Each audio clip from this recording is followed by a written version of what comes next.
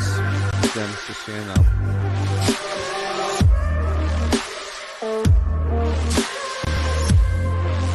About a minute 15.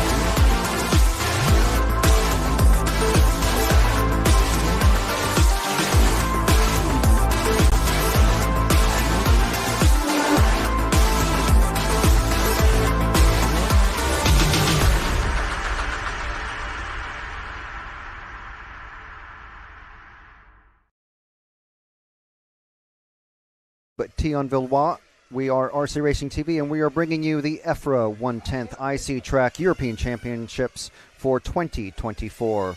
You're about to watch the 1/2 or semi-B final, or semi-final B, whatever you want to call it. Really. My name is Frank McKinney. We've got Jim Little on the camera. We've got Matt McCallum back in the studio, punching buttons and making sure everything is running nice and ship-shape on the live broadcast for everybody. Thank you for joining us on RC Racing TV, YouTube, and Facebook, and also on the EFRA YouTube and Facebook pages, and also on the EFRA broadcast channel. Make sure and check that out. If you're watching, if you're joining us on EFRA, there's news and results and all sorts of stuff going on there, so do check that out. We have a dry track, everyone. If you joined us, well, any time before today, you'd be amazed that we actually have a dry track that we're running. But yes, the weather has cooperated during our long lunch break, which is an enforced lunch break. The club has nothing that they can do about it. The track dried up. There's tiny little patches of dampness, as you can see, as we're showing off our chicane cams. There's our first turn. You see how tight that is. This is just a warm-up, so don't worry about missing any of the action. And we've adjusted this, our second chicane cam. This is the sweeper that goes onto the main straight. You can just see us in there in that white bit of the building there, the rostrum to the right of that. So all cars have been called to the pits, and we're about to get going. Marshals will be called, or mechanics will be called to the starting grid. Anyone who is late has to start from the pit lane, starting basically at the back of the grid.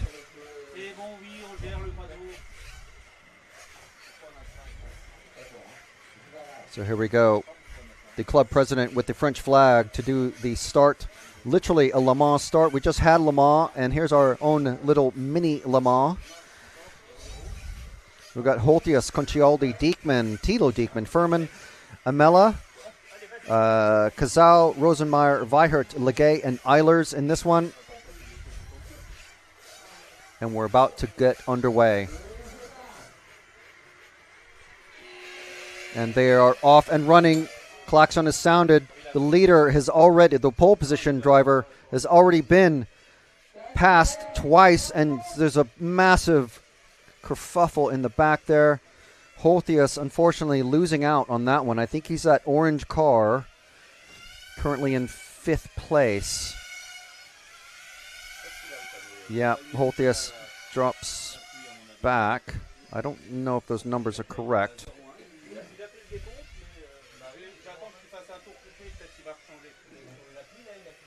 So we're following, again, the leading 3 cars. So slight delay on the timing there. Not sure what happened, but yes, Holthius, our pole leader. Oh, that's 2nd place. Who was that? I think that's Diekman, falling well into the clutches of Furman now. We have multiple pink cars and multiple orange cars, and basically all the rest are white cars, so it makes it very difficult for us. But we do have a yellow car in the lead, so this is our battle for second, which involves 4 cars, actually. So it's Diekman, Furman, Kazau, and Holthius. Holthius wanting, certainly with that number 1 plate on his car, wanting to get back into the bump-up spots to get into the main final. Remember, only the top 3 drivers get into the main final from here. We already have 4 drivers going straight into the main final, and that is Balestre, Grosskamp, Gruber, our current European champion, and Alex Thurston, his best qualifying in the European Championships, I think, ever. That's Holthius getting past, I believe. So into that, they go past the sweeper cam now, we can call it. And into the first chicane. Missed that one. Do apologize. So yes, Holthius moving up a position. So let's, Diekman has gone past for, Furman has gone past for, so let's concentrate on the lead of this pack of 4 cars. This is Holthius with the number 1, chasing down Furman, and he's got Kazau all over the back of him. So this dry conditions, no longer wet conditions. If you were joining us before, basically the drivers could use any tires they wished. We saw all kinds of different grooved rubber tires with different inserts. We saw soaked foam tires. So looks like Holthius is he's got a bit of a gap to Kazau now, as Rosenmeyer passes Amela on that last lap. So if we move forward 1 car to the car of Furman as he goes down the straight, so this is not confusing at all. The same bright pink color as Holthius chasing him down. That is a, who was that? I don't know if that's a lap car already. So this is Furman running 3rd, last of the bump up positions. So we have 4 drivers already bumping up. Balestre, Grosskamp, Gruber, and Thurston. And so we're going to have 3 from this final, the Semi B, and 3 from the Semi A, and then 1 more from the last chance final, which is going to be basically positions 4, 5, 6, 7, 8, 9 from this race. So you still have 1, as long as you don't finish 10th in this one, you still have another 15-minute run, even if you don't bump up. Last chance qualifier fills the 10th spot on the grid.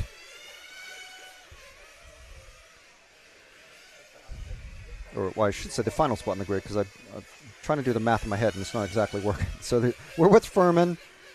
Holthius, has he pitted? Because I think he's pitted, because we're already at 15.5 minutes to go. So dry conditions, it's not quite a warm track, but dry conditions, it's still fairly cool. This Furman goes over the grass. So we're going to start seeing pits action happening. And no confusion there. I think that was Furman going in and coming out.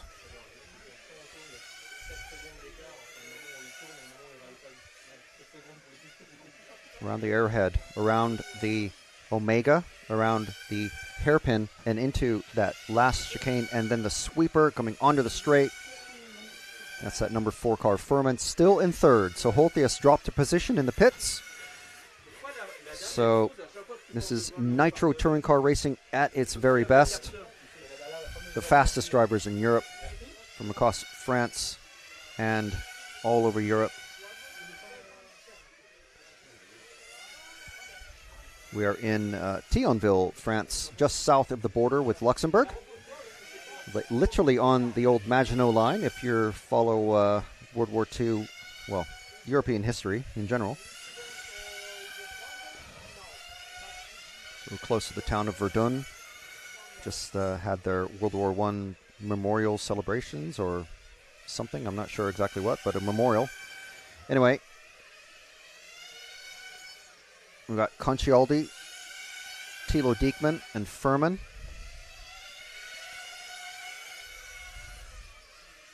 Furman is the car that we are following. I think that may be Kazao, who's just behind.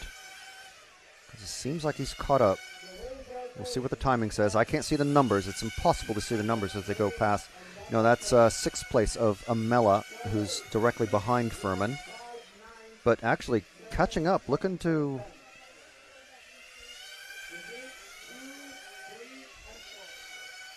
Slightly got a mix-up here. So Furman, it's definitely Amela who's behind him.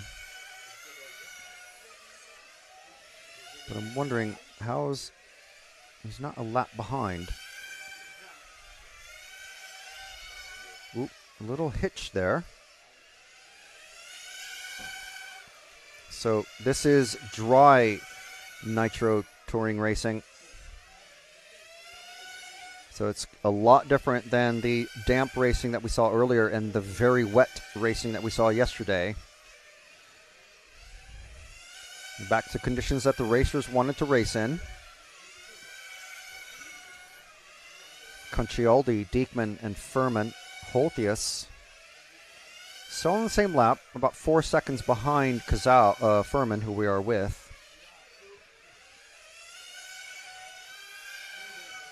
Coming into that first set of S's.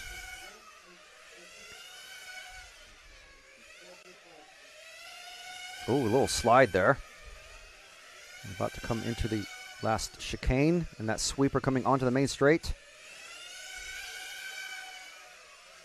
Just knocking off these laps, just time trialing through it. 12 minutes to go.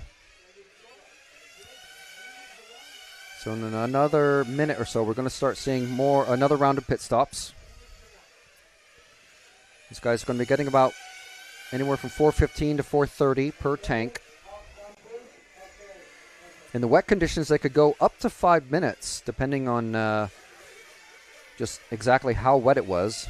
Very cool conditions allow them to lean the engines out quite a bit longer, quite a bit more, and obviously they're not going full speed.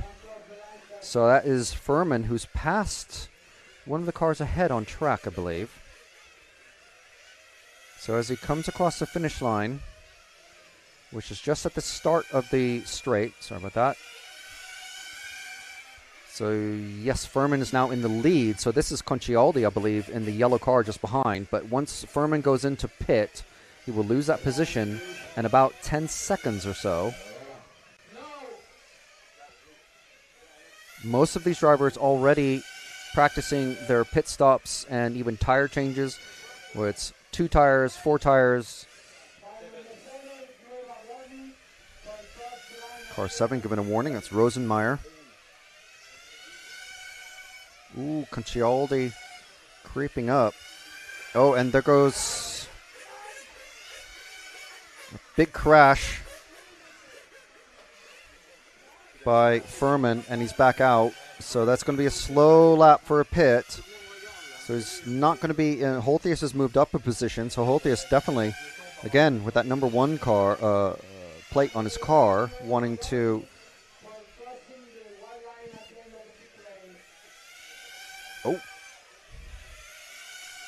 So where's Furman end up? 4th now with that crash. So I think that's Holthius just in head. So this is our battle for 3rd. This is our battle for bump up. Is that? Yes, that's the number 1. So that's Holthius and Furman coming into that final chicane. There they go. Orange car and pink car. These two. This is our battle for the final bump up position. 3rd place is what we're concentrating on for these semifinals, or all the subfinals, basically. And then we have the main final, where it's basically really only going to be looking for the leader. That's a 45-minute race. This is a 20-minute race, so all the pressure. Holthius just a little bit slower in the infield than Furman. I saw him prepping a wet car yesterday. Today, prepping a dry car. So yes, these guys, when the race is declared wet, they're allowed to run a wet car and whatever tires they wish. So Holthius pulling away that lap, as I think that's Kazao is who Furman is trying to keep behind. Just try to bring up the timing. So Concialdi still leading. Tilo Diekman in second. So let's move forward to the orange car, which is Holthius, our third place racer. He's working through lap traffic because if he makes a mistake or gets hung up with lap traffic, then that gives Furman a really solid chance to get past. And it's pit action is how most of the action, most of the passing happens in this class of racing. We saw a lot of on-track passing in the first leg of races today, but conditions look to be pretty solid. So now Furman, as you can see, just in the back of the shot, Furman has made his way past the lap traffic, and he's now the next car behind Holthius. Holthius running out of Holland, pitting directly across from Niels Grosskamp, former world champ in an electric touring car. And Holthius comes into pit. And there he is, the number 1 car. You see that's his father. And back out. Okay, so that's going to drop Holthius down. Is he pitting out of sync very slightly with Furman? So I think Furman's ahead now, yes, so he's maybe slightly out of sync. So we'll stay with Holthius until the round of pit stops has run its course and see where he comes out. So lap cars moving out of the way nicely for Holthius as he comes out of the chicane. Another car goes into the pits. There goes Holthius through the S's, around the arrowhead, around the Omega, and then back into the last chicane here, down the pit straight. So Holthius now running 4th, but Concialdi, I believe, is still yet to pit. No, Concialdi has dropped, so Diekman, I think, may be yet to pit.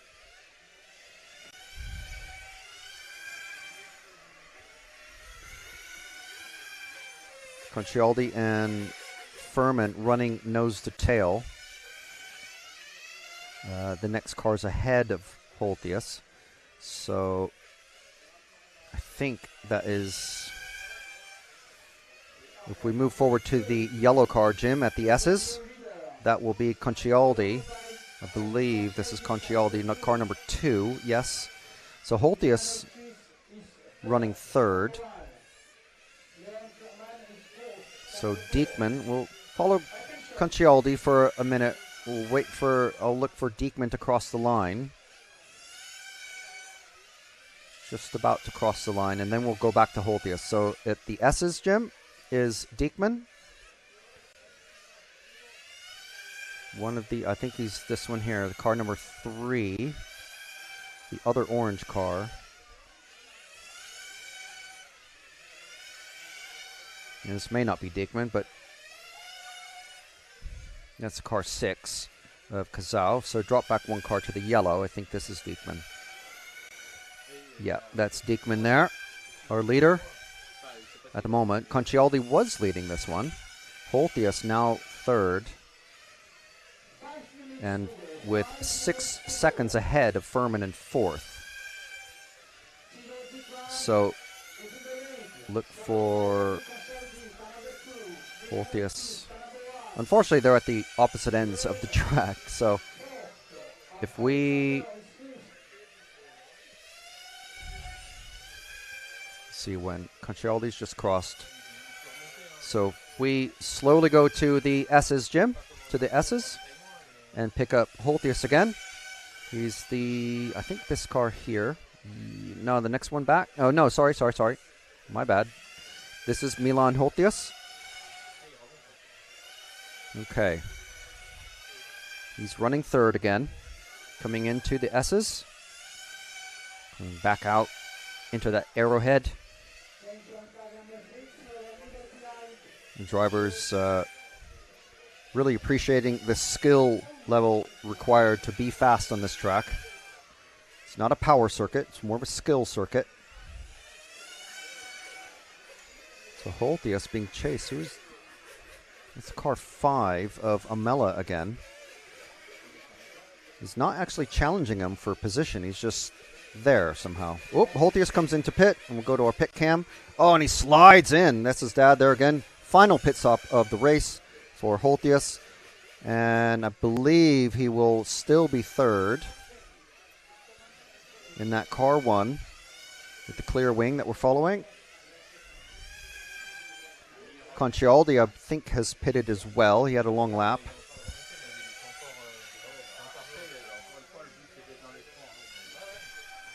So I think we're waiting for Furman to pit, I think.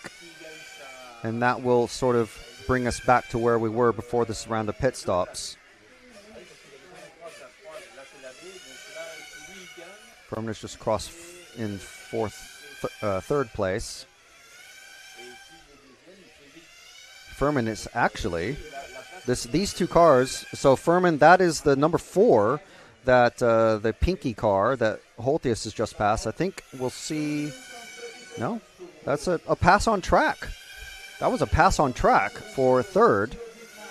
Furman, I wasn't sure if he pitted. He may not have, but even if he does now, he'll just be a further 10 or so seconds behind. He still hasn't pitted.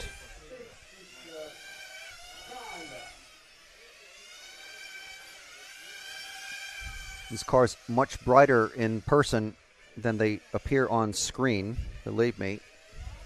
It does help, but these single color paint schemes playing havoc with us. So Holthius building up a really good gap to Furman now. He's got the speed when the tires get small. It's all about rollout, gear ratios, and all sorts of very important, very pernickety things. Holthius now, where's Furman? I think he's pitted now. I think Furman has just pitted. So, yes. So now it's a 10-second lead now for Holthius. So that, assuming things stay as they are for the next minute and a half, that is going to be Diekman, Concialdi, and Holthius going into the main final. And, of course, the times are compared with the top 3 drivers in the semifinal A. Oh, we got a dead car. No, cleared. It's okay. Holthius makes it. Coming through those S's into the arrowhead. Is that him passing Furman again? I'm not sure. Coming out of the sweeper onto the main straight, just there, past the start-finish line, or the timing loop, into the S's. Just 45 seconds. This lap, and maybe one more. I think Diekman is flamed out. He hasn't, Holthius has just gone into second. Diekman's flamed out. Where's Diekman? Just going to go to the pits. There's no panic that we can see there. That's Holthius's crew that's just underneath us. Diekman is running again, so... Okay, so let's go to the middle part of the track. These two yellow cars. These are, I think this is Diekman in the 3, and Furman is in a pinky car, so this is not Furman who's following him. But Diekman ran out of fuel or flamed or something happened to him. And now he's starting a further position behind Holthius, who's finished for second now. So drama right at the very end for Diekman. And that is Diekman, who, the leading yellow car there. Furman, unfortunate to finish 4th after all that. Started fourth, finished 4th. Diekman doing the same, but starting 3rd, finishing 3rd. Holthius, kind of the only loser there, I guess, but he started 1st and finished 2nd. So there's our finishing order with Concialdi, Holthius, Diekman, Furman, Kazau, Amela, Legay, Weihert, Eilers, and Rosenmeyer is going to be the only one who's not going to be in the last chance final. So Concialdi, Holthius, and Diekman bumping up into the main final. And again, those times, their times will be compared to the drivers that finished top 3 in the semifinal A. And we have about a 10-minute break now between before the next group of cars come out. So yeah, that was going. Some interesting stuff happened there.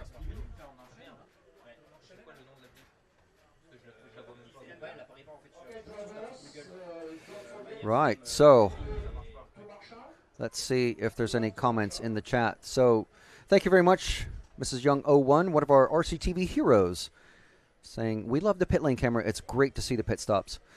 And Audrey Lex saying, Forza, Team France. I'm sure there's a... Is Forza a French word? Or is... I don't think so. The French team here next to me are very busy, so I'm not getting any answers at the moment. So at the moment, let's see if the semifinal or the main final gets updated.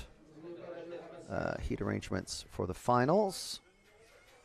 So not updated yet. But in the next semifinal, which is semi-A, and you can see drivers already on the pits, so it's they're starting to get ready. We've got Quentin Leroux from France, Carmine Raiola from Italy, Kevin Raskin from France, Thomas Guillon from France, Melvin Diekman from Germany. I always want to say Deutschland. Michael Derderian from France, Bryce Turco from France, Jean-Marie Glorenek from France, Stefan Strasser with the beard and the yellow car, we know him from Austria, and Franz Engel with that Tiffany green car with the purple wing from Austria.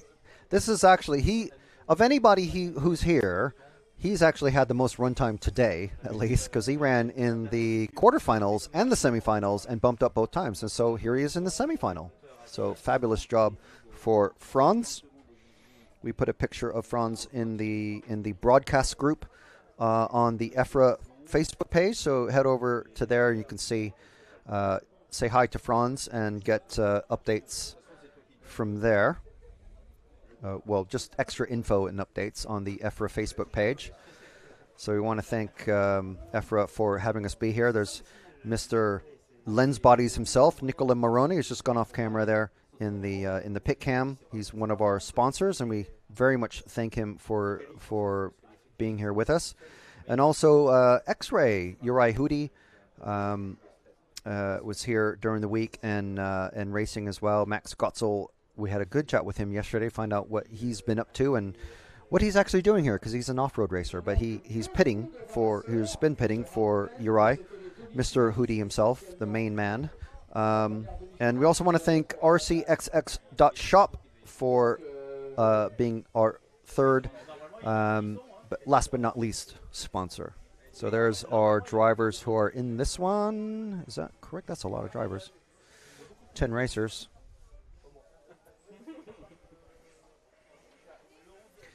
So the organizer's saying, okay, you need to shift over a bit. It's no biggie. You see all the mechanics and the racers using the headsets. So mechanics can act as spotters if needed. I've talked with a few racers, and it basically just varies on whether they want to get the information from their mechanics or not, because it could, distract them. The old Kimi line of "Don't talk to me, I know what I'm doing," comes to mind.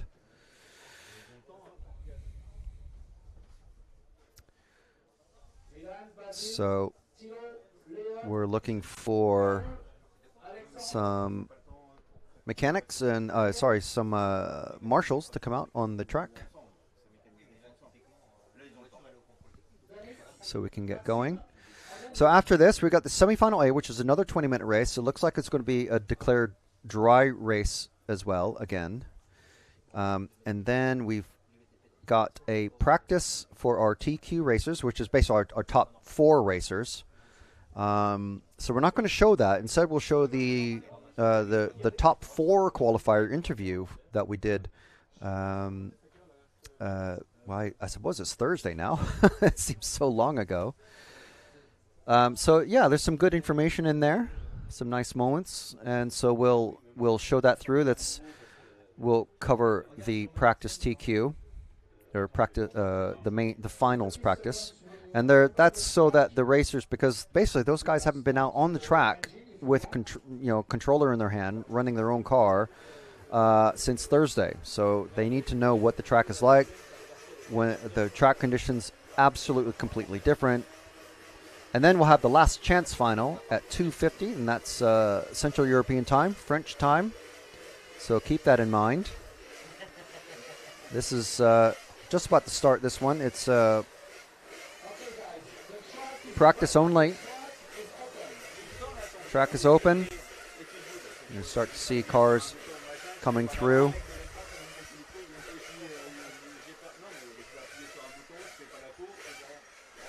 And after the last chance final is another little bit of a break, 25 minutes or so. And again, that will be basically the top 6 racers that did not bump up, meaning everyone but the 10th place finisher. From this race and the previous race that we just finished, they will be all gathered in the last chance final, and the winner of that final will start last on the grid for the main final.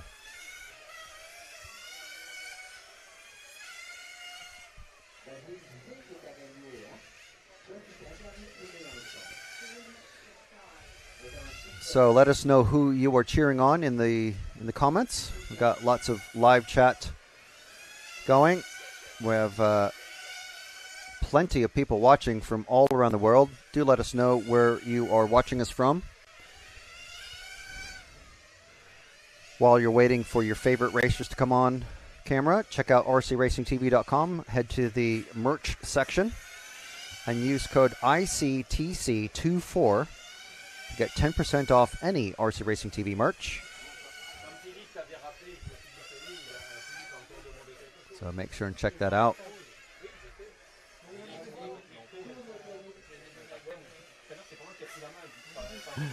Hansa27ML is telling us, fun fact, Stefan Strasser's nickname is actually, quote-unquote, the Bearded. Fabulous. That is fabulous. We hope he will do well. We wish all the racers well. We don't really have any favorites, even though there might be some racers that we never talk to because they just don't speak English or they don't feel confident enough to speak English. Or... we wish all the racers well. Don't drive into each other on purpose, that sort of thing. And, we just hope everybody has as good a time as they can. Obviously, it's competition. Only one person is going to come away this weekend being very happy.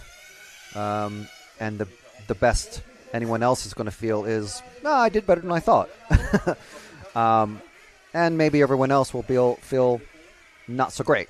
But we do wish everyone the best out on the track.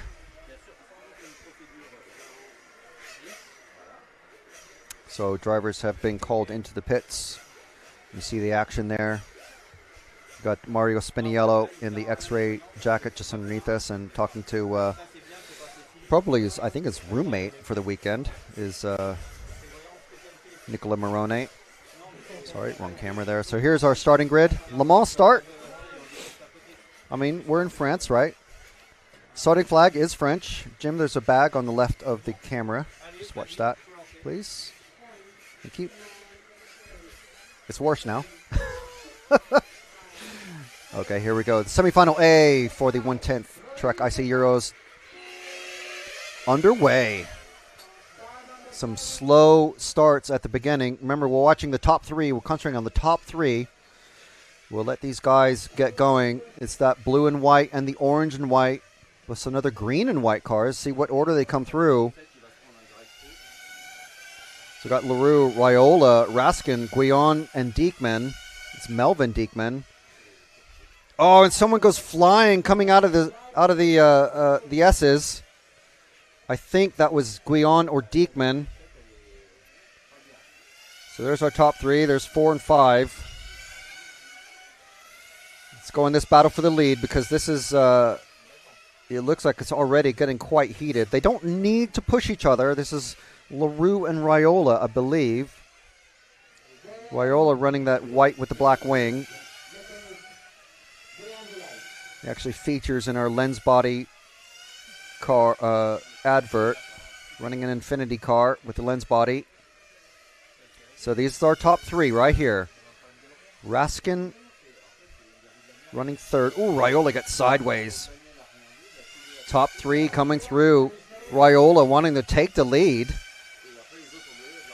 Probably feeling the pressure from Raskin. Look at these top three. They are absolutely yarded away from the rest of the pack. Let's see what sort of lines they take coming through the S's. Oh, great pass there. I don't think that was a touch. I think LaRue got just sideways. And Raiola doing exactly what Yillis said he wouldn't do. And just taking advantage and just going for it early on. Grosskamp told me it's not the sort of thing he would do until sort of late in the race. 18 minutes left in this one. Coming out of the final chicane down the main straight. Now we've got a battle for second because it looks like LaRue is just a bit slower than the cars 2 and 3 of Raiola and Raskin. Raskin all over the back of LaRue now. Coming out of the final chicane, is LaRue going to go for it? See what happens here. Oh, he straightens out that chicane perfectly. Around the arrowhead. Raiola, a good gap. LaRue wants to get a move on.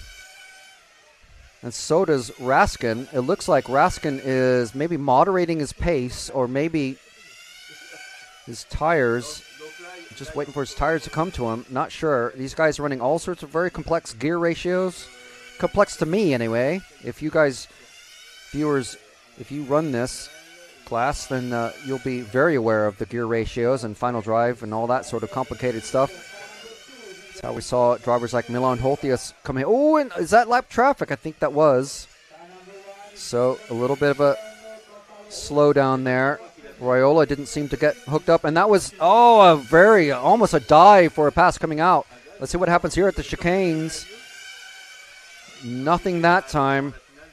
Come around the arrowhead into the Omega, and then we got the hairpin here, literally shaped like a hairpin, and out of this final turn onto the main straight.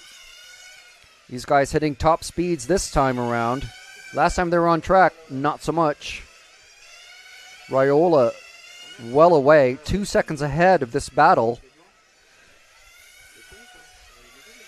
LaRue and Raskin separated almost by a blanket in some parts. Almost running nose to tail. These guys, both French racers, I believe. Yes, they are. So presumably they'll be familiar with each other, and they're coming up on Engel. Our number. Oh, they come in. They both come into pit. Both come into pit. And there goes both of them out of the pit, I think in the same order.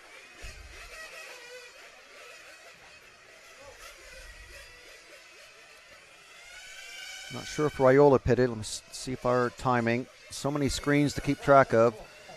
Carmine did not stop that time. He would have had about a 25-second lap time. So this is our number one car of LaRue, followed by Raskin coming out of that final turn. Raiola still a couple of seconds up the road from these guys. Now maybe he feels he's got a comfortable... On a great pass there out of the arrowhead. See that one more time. Coming out of the S's. Brakes? Who needs brakes? I'm going to go tighter than you. And there goes Raskin finally getting past LaRue. And still ahead of him a lap later. LaRue now going to be working on catching Raiola. So let's drop back to... Raskin is going to catch up to Raiola. So let's drop back to that white car who's running third. Just wait there, Jim. So we'll hold on to this car. And that is, yes, this is our number 1 car, LaRue. Diekman 5 seconds behind. It's Melvin Diekman. We got 2 Diekmans in this one. We also had another pair of relations, the Sahins from Turkey. Large Turkish contingent racing here. So great to see drivers making that trip and all coming in one big bunch. So this is LaRue in the number 1 car. Coming into the S's, back out of them.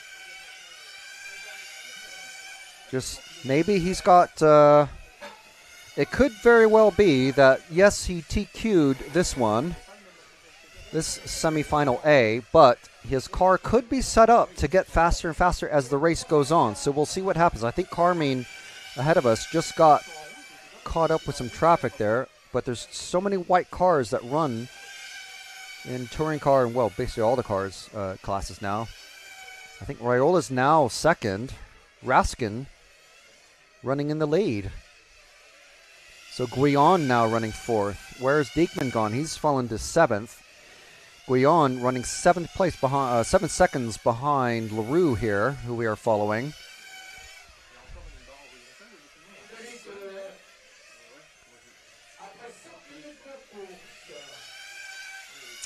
So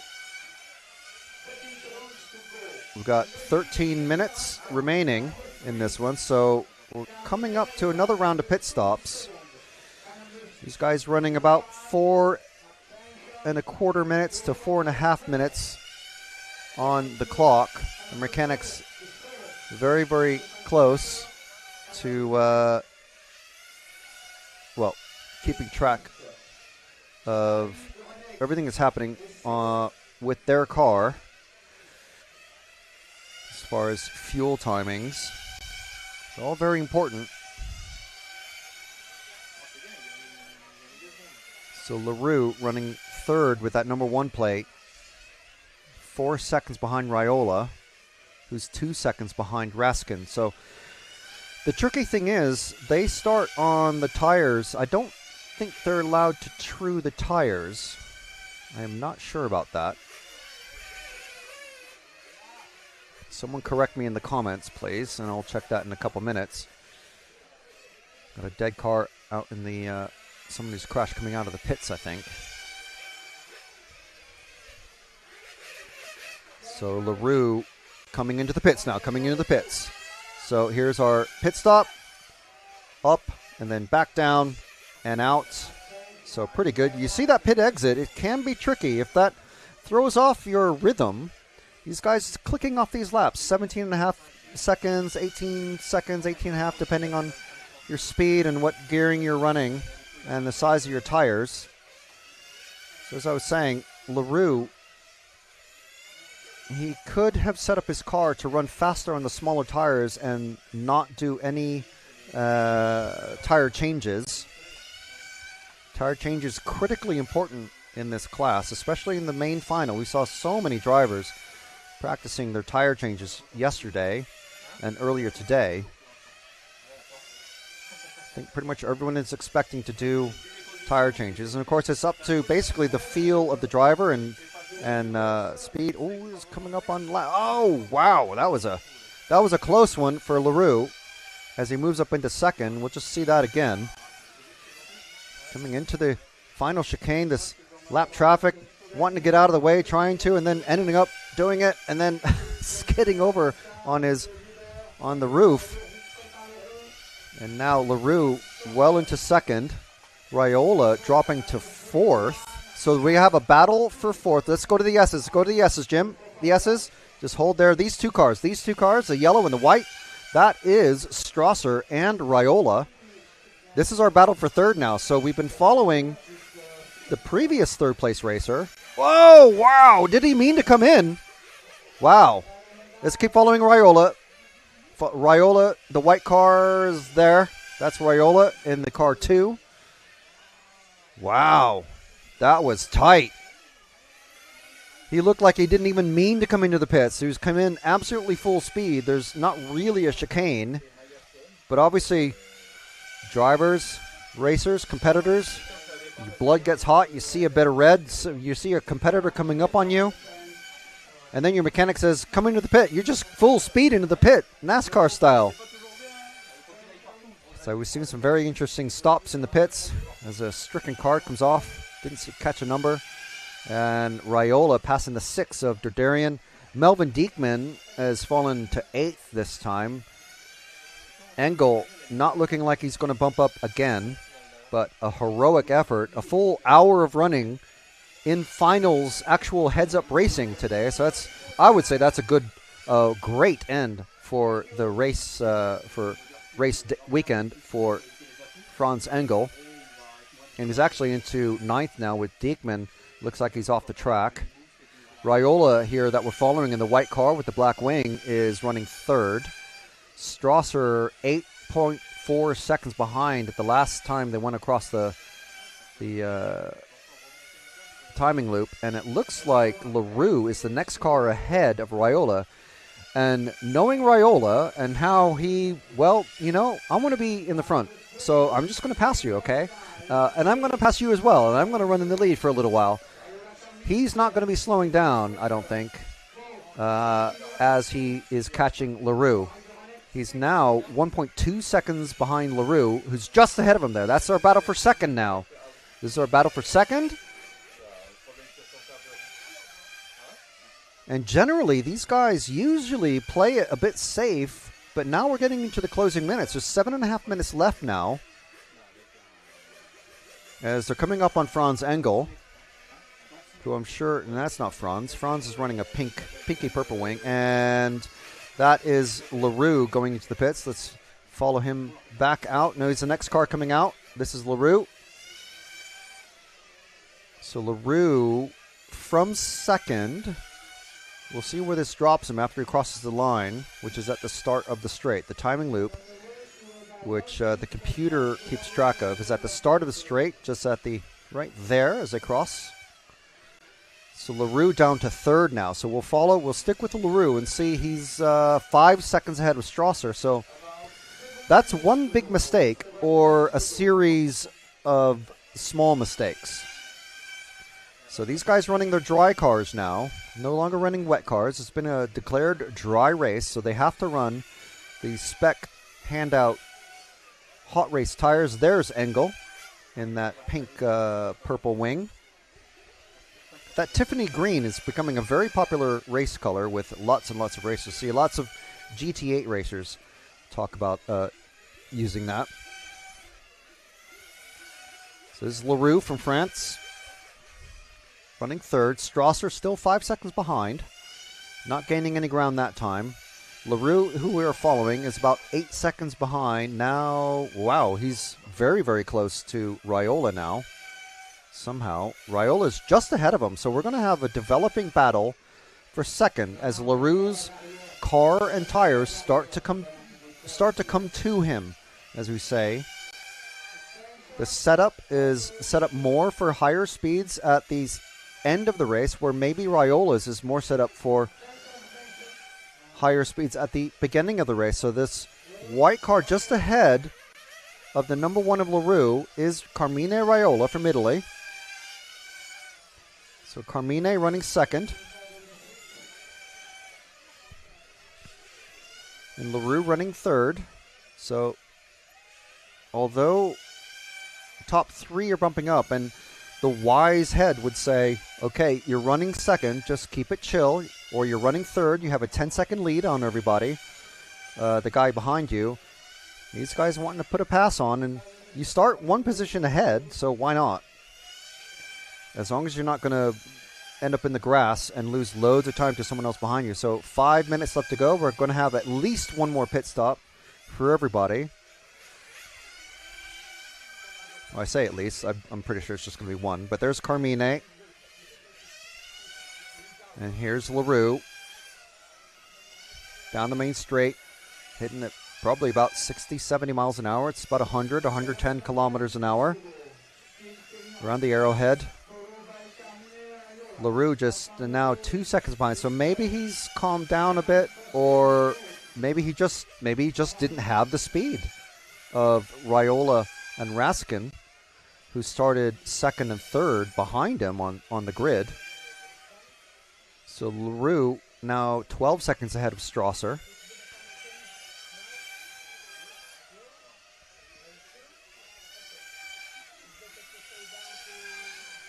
Not sure what car LaRue is running. These days, you can only really tell by the stickers on the body shell, usually. Although if it's certain cars, you can tell by the anodizing of the metal bits. Of course, the X-rays running orange, as you can see in the logo there. We know Raiola is running the Lens Body's new Goro body.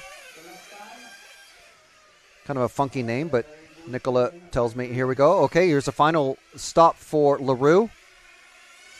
Slightly blocked. There we go. And he's back out. Slightly blocked by our neighbor with the radio there, but we have a pit lane cam, and that's what it's for. LaRue comes back out, I think, into second. Raskin has stopped. So LaRue coming up on Engel once again. And getting past Engel, coming out of the S's.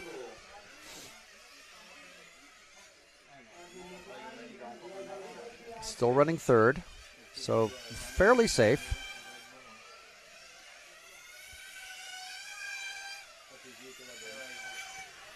So under 3 minutes now, Raiola and Raskin together. So I think we're fairly safe. Jim, if we go to the end of the track, we'll catch Raiola and Raskin. They are together, so it's I'm not sure it's them. Hang on, just wait at the S's. Raiola has just crossed. And LaRue has crossed. Raiola must have made a mistake, my bad. So they were together, and then Raiola made a mistake. So that made it very difficult for us. I do apologize. So if we go to the S's, and I think Raskin is running that greeny car, I think, in the car 3. I think that's Raskin there. If that's the car 3, that is Raskin, who is our leader. I think it's so hard to read these numbers. That is the 3. This is Raskin. So normally we would stay with our third place driver of Quentin LaRue, but he's so far ahead of Strasser, I don't see Stefan Strasser, the bearded one, taking... It would be an amazing feat to go from 9th place on the grid to bump up position. But he's not making up any time. Yep, Strasser falling a further, almost another second back. So he's 9 seconds from LaRue. So I think we're safe to stay with Kevin Raskin here. And then Carmina Raiola will be quite happy to make it into the main final, I'm sure.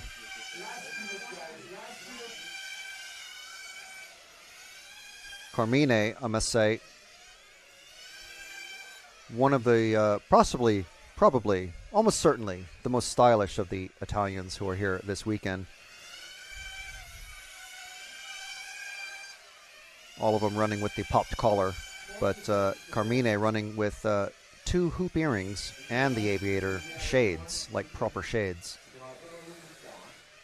So less than 30 seconds now, or just about 30 seconds. So this lap and one more for Raskin and Raiola, who's just crossed the line, and LaRue. Then we've got Strasser, Guillon, Glorenic, Derderian, Turco, and Engel. Diekman unfortunately had to pull off. I think Engel probably had to stop as well. So last lap for everybody. You can see as the numbers go green, time has expired. So as he crosses the line, this will be Kevin Raskin's final time across the finish line. And there he goes, taking the win for the semifinal A. And that will put him into the main final with Raiola, Carmine Raiola, and Quentin LaRue. So they will be inspected. And just to make sure, there is a technical inspection after each of these races. So we'll see. Just waiting to see for the computer result to see where everyone is going to be chucked into the main final. Takes a minute or two. But we've got our finishing order for both of the semifinals.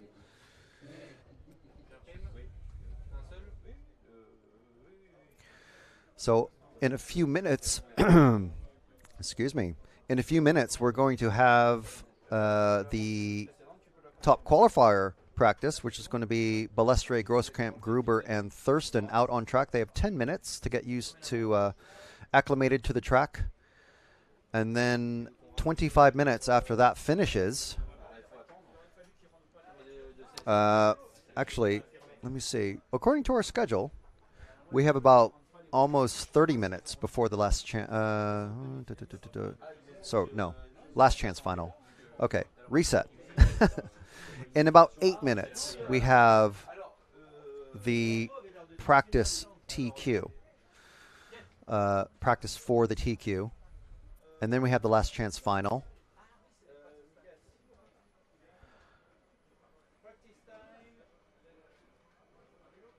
Which is, I think, 15 minutes. I'm just trying to get the final listing to update. It's not going to update, so I'm just going to talk about the schedule for a little bit.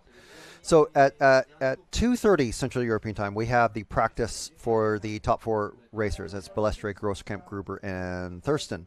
And then we have the last chance final A. That's a 15-minute winner-take-all, and all meaning final spot on the main final grid.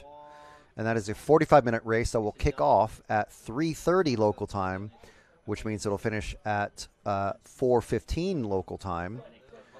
And then about 15 minutes after that, we have the prize-giving ceremony. But we'll be off air by then, and everyone will be celebrating and having, I'm sure, much champagne and beer to celebrate.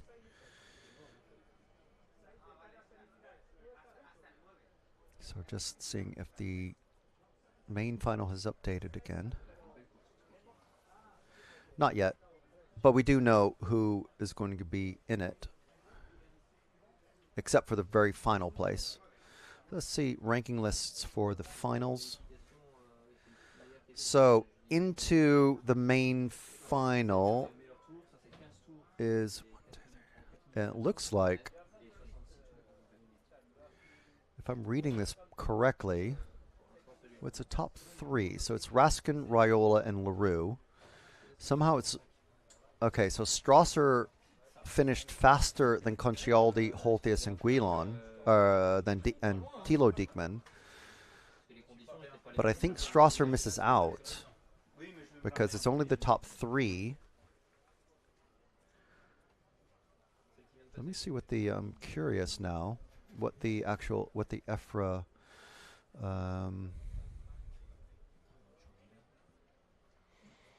starting for subfinals and final, qualifying order and final.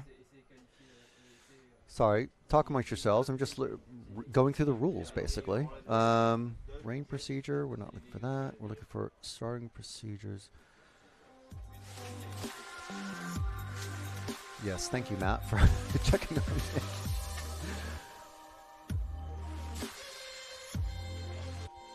It'd be great if I had one of the EFRA guys here with me to just describe what is actually intended to happen. We'll check the comments. Let's see. So we've got Forza Camina Raiola. Hello from Dubai. Hello, Lawrence Winter. Come on, Stefan. Stefan was nearly there. He was nearly there. Team Austria... some frustrations, but some happiness, at least from Franz Engel's pit today. Foam tires come ready glued on the wheels. Drivers do not need to true them again. Yes, I'm aware of that, but so do the 12-scale tires, and those get trued down to just like paper thin, so I don't know. Vai Carmine, top. Very good, Claudio Cristofori. Thank you very much for commenting. If you're wanting to comment and say hi and cheer on any of the racers, we're happy to hear from you guys on the RC Racing or EFRA YouTube channels. or on the RC Racing or EFRA Facebook pages. And there's also a broadcast channel on the EFRA Facebook page. And there's a link to that in the RC Racing TV YouTube chat as well. If you'd like to join the RCTV Heroes program and get 10% off whenever you like, well, at least once. And you get to see videos ahead of everybody else. You get to see all sorts of cool stuff. You get highlighted, your name is highlighted in the live chat and on video comments, and you get a logo next to your name, and it changes as your membership ages, shall we say. You know, like the longer you're with us, the more it changes into different colors. So it's cool and fun and all that. We do appreciate it. It's a great way to help us bring you amazing RC racing coverage from around the world. Check out the join button on the RC Racing TV YouTube channel. So do check that out. We do appreciate everyone who is watching and commenting and joining the heroes and going to rcracingtv.com and using the code ICTC24 for the 10% off all weekend. Not just all weekend.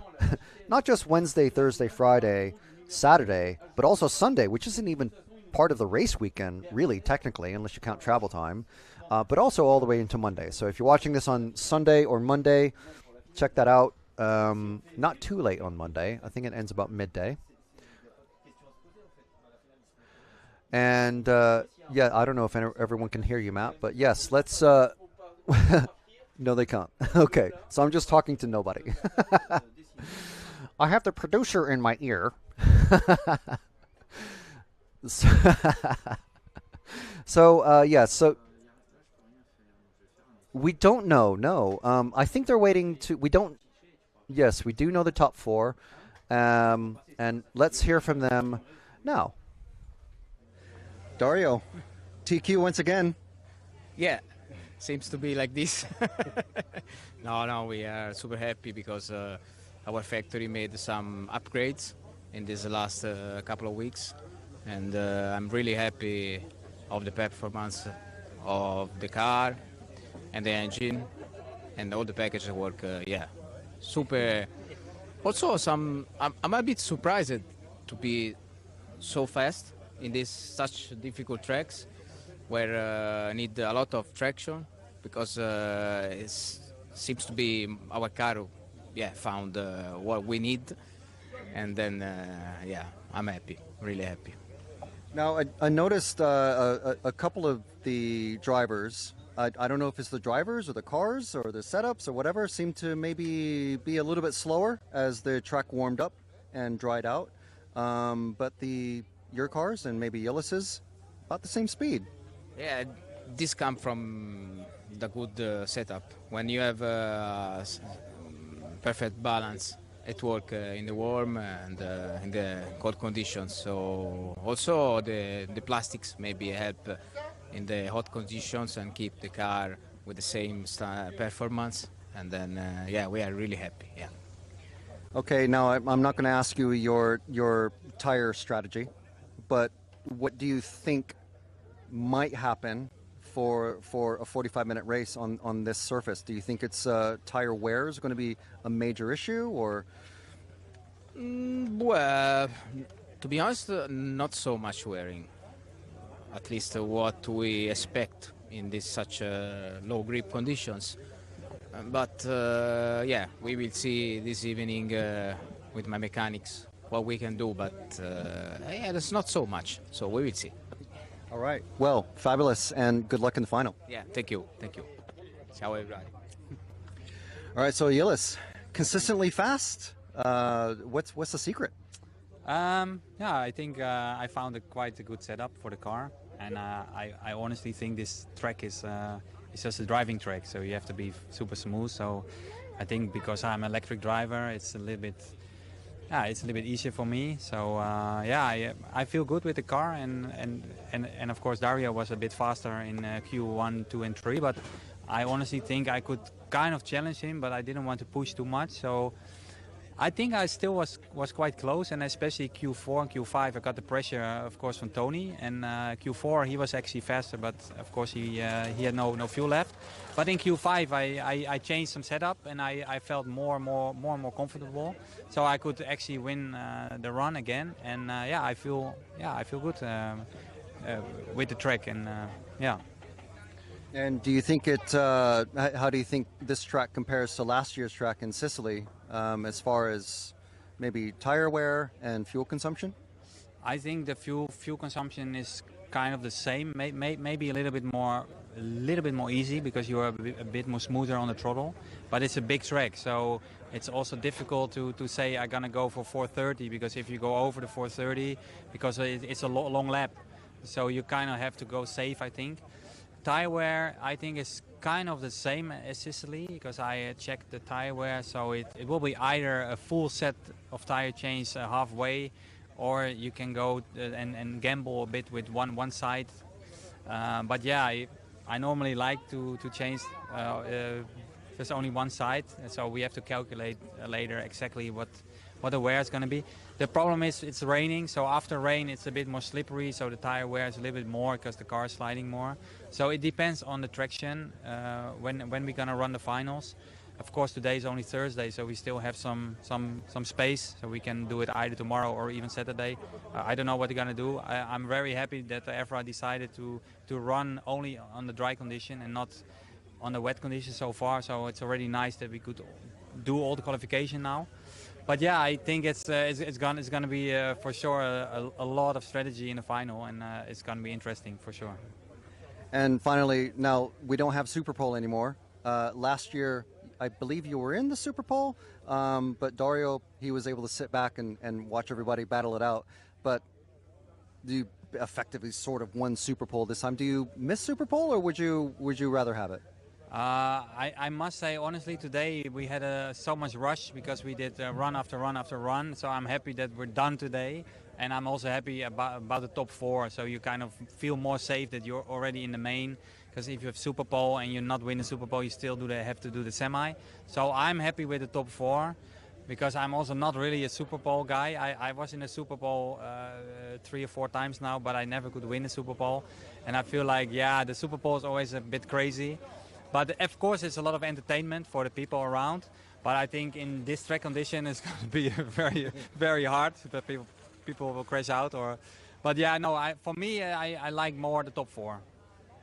All right, fabulous, and good luck in the final. And you can enjoy the racing up until the final. Thank you very much. All right, Tony Gruber starting 3rd in the main final. Are you hoping for a replay of last year? Okay, yeah, why not? Sure. We will see in the final. First of all, today was a little bit critical for me. We struggled a little bit with the setup. Step by step, we check different things in the setup and to improve the car. From run to run was getting better step by step, but in the end was not enough. So we know the car can a lot more, to have a lot more potential. Also for me, then makes more easy, especially on this technical track. So overall, I'm happy with the 3rd place, and we will see tomorrow in the 10 minutes practice. We changed a little bit on the car today and see if it worked good tomorrow in the practice, and then for the final, 45 minutes. It's long on this track, so I think it's better to get a little bit slower. Depends on the pace to the other guys, but the important thing is to make no mistake, because then also you have maybe a damaged tire. So yeah, overall we will see tomorrow in the practice if the setup things go good for us, and then we will see. Now, I noticed that your car, or maybe it was you and the setup, or just, I don't know, track conditions, you seem to get faster and faster as the qualifying today went on from rounds 2 through 5. What would you maybe put that down to, or maybe keep it a secret? Well, from my side, we just make some easy things like anti-roll bar, make the ride of the car, a little bit toe, maybe change also the diff for tomorrow. We will see. We are not clear now. We have to think about it. The practice from the last days, also because of the rain, was also a little bit strange. because all the time the track you change the setup and then don't walk off the rain. So this makes it also a little bit difficult. But today, for the qualifications, yeah, like I say, we improve step by step, and we will make some changes for tomorrow for the 10 minutes, and we will see if there's walk. Then we will see. Okay, and finally, this seems to be fairly low wear track from talking with the other guys. Are there any thoughts about what you might be doing for tire strategy, or are you just wait and see? Oh, of course, we will check the tire, how the tire walk after the qualifications. We write all down, and we have to check today, maybe tomorrow. We will see, and then we check for the strategy. We are not clear now, so we will see. All right, Babas, thank you, and good luck for the final. Last but not least, I want to thank also my girlfriend, because she stays at home again, like always. And she takes care about our 2 kids. And for my shop, it's amazing the work she did. So thank you, Tenji. I love you very much. So I try my best. Alex Lurston from the UK, starting 4th in the main final for this year's European Championships. How's it feeling? Yeah, pretty surreal actually. Really happy. Got it done in the earlier rounds, which is probably a good thing because latter ends of qualifying wasn't quite as smooth as I'd like, but yeah, happy to be here. So. Was it your car setup, or was it just Tony getting faster that allowed him to sort of kind of overtake you in the points totals towards the end of the day, or was it just the track conditions getting warmer and the grip coming up? Yeah, so mainly I think it was a car setup, so my car isn't the fastest, but it was like quite easy to drive. During the fact that the weather became quite sunny in the end and quite warm, my car was sliding a little bit, so it was a little bit harder to drive. Yeah, I mean, I think his car might be faster, but my car and the way I've got it set seems to be really quite consistent. Not the fastest, but that's never been my strongest forte anyway. Thankfully yesterday my car just was in the right setup window at the right time. Maybe today, despite not really changing much, I haven't evolved with the track maybe as well as he has, or maybe as the other guys have. But yeah, I can't complain. Thankfully got it done in the earlier rounds, and there was less pressure in the later rounds. So. For sure. All right, well, fabulous. Starting 4th in the main final. Congratulations and good luck. Thank you very much. Cheers.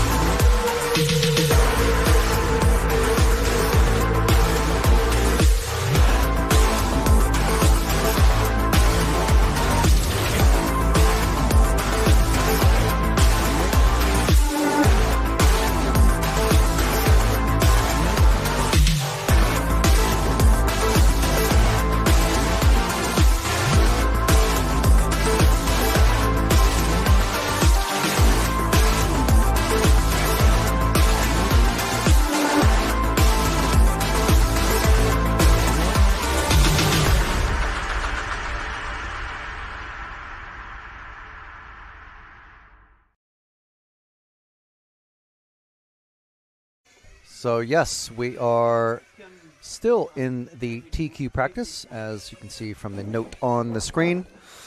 We're not following the cars because they are just basically just testing things. These guys have not run the top four. That is Thurston, Gruber, Groskamp, and Balestre. They have not been on the track with their cars since Thursday afternoon. So they have no idea what the track was like yesterday. I mean, I'm sure they have a great idea, but they don't know firsthand what the track conditions are like. So it's a fairly standard thing. They get 10 minutes to drive. And we've got, as you can see on the screen there, the last chance final is up at 2:50 Central European Time. That is in about 9 minutes. So we're gonna in just a few minutes. We're gonna start hearing those 12 cars, I believe, are going to be fired up. These four drivers that qualified directly into the main final. You see Thurston going across there. Gruber in that orange car. I think this is going to be Groskamp in the white. And I think this gray sort of car is Balestre. He usually runs orange and gray. So Groskamp not running his race paint. I don't even know what Gruber's race paint is.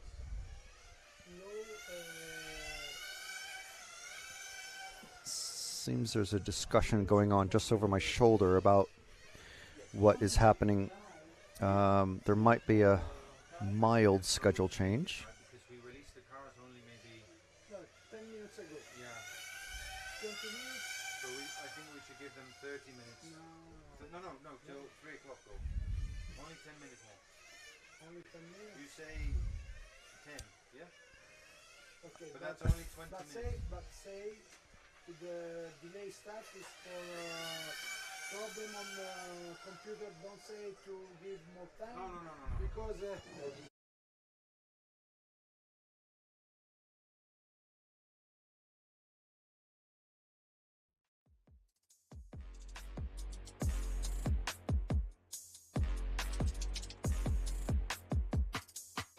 Okay, so we are going to delay the last chance qualifier for 10 minutes.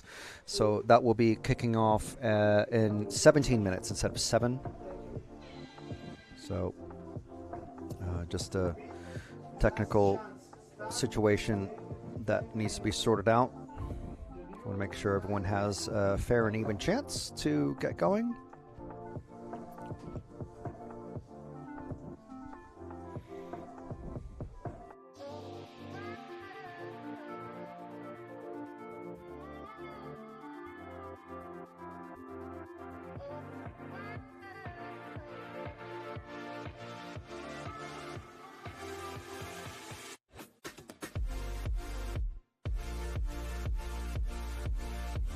Okay, sorry, just talking with the race officials.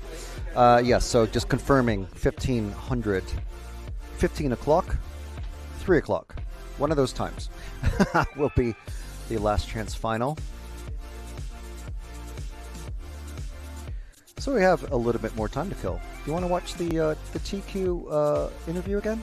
Maybe not. I don't know. no. Hello. Hello. Are you? Can they hear you now? I think so. I think so.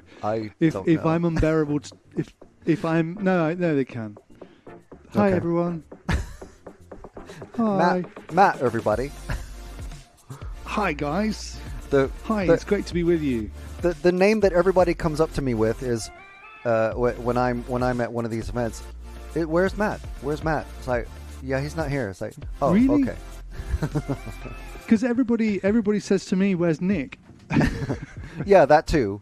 But then after the last couple of years, it's like, kind of they got used to Nick not being at every, most of the events. Oh, since we forced him into early retirement. Yeah. I see that on my RCM we do now have last chance final Okay. laid out. Yeah. Yeah. Yeah, mi dispiace. I've been looking at the final listing. Okay, so the final A does have a listing now, and the last chance final. Okay, yeah, so it is 12 racers. So the way this works, is the way it's laid out is, obviously we have the top 3 racers have qualified directly, into the final from the semifinals. The remaining 6, the next 6 racers, meaning that's 9 racers total, right? So there's the 3 that bump up, and then the next 6 go into last chance final. So unfortunately, that means drivers like, I think it was Melvin Diekman, who had to end his race early and finished 10th. He's done for the day. But the bearded one, Stefan Strasser, is TQ of the last chance final. And our hero from Austria, Franz Engel, he's racing again. He's got another 15 minutes on the track. 75 minutes of racing, like proper heads-up racing for Congratulations Franz. to him. That's great, isn't it? So, I mean, that's the way to end the weekend. Even if he finishes 11th, it's great. If he finishes 10th or better, we need him on the even street. better. We need him to get into the final. We need everybody else to break or something. But yeah, so like I said, he's very easy to spot. So his car, the Tiffany green with the purple wing, and Stefan Strasser, we like easy all to yellow. spot cars. Yes, although we don't like too many easy to spot cars, like 5 yellow cars and 8. Yeah, if orange they were cars. all Tiffany green, then like I always say, if everyone's Tiffany green, no one's Tiffany green. Exactly. Do you know what I mean? Exactly. I did see a post from Michael Orlowski this week, because he gets a lot of flack for not running his race paint. Even he from me. wins everything he. Yeah, everything he attends, he wins generally, and is always in a white body, and he gets a lot of flack. And he says, he just doesn't do well with the race paint. Well, I saw a post from him just saying, "Let's try again," and it's a picture of him mounting a race body with race paint. So, who knows? I had a fantastic Anyway, idea. he's not here. I had I should say another fantastic idea for RCTV shirt. Hashtag always run race paint. Love it. And we could have it could be a white shirt with like 10 white body shells, 10 orange body shells, and 10 yellow body shells. And they're just like caricature drawings of me and Nick and James is just going shrugs and question marks over our heads. Like, who the hell? Who is this? Who's in first? We don't know. And James just saying Juan Can a lot. Yeah. I've tried to avoid saying that this weekend. Yeah, I think that's a bit overdone now. I honestly thought it was Nick because he uses it for everything. Right, so Stefan Strasser, Thomas Guillon, Jean-Marie Glorenik, Leon Furman, Alexandre Cazal, Raul Amela De Celis, Michael Derderian, Maxime Legay, Bryce Turco, Dennis Weihert, Franz Engel, our hero, and Henrik Eilers. Those are our racers in the last chance final. 12 racers, so there's the most amount of cars that we've had on the grid. And one racer to bump up into the main final.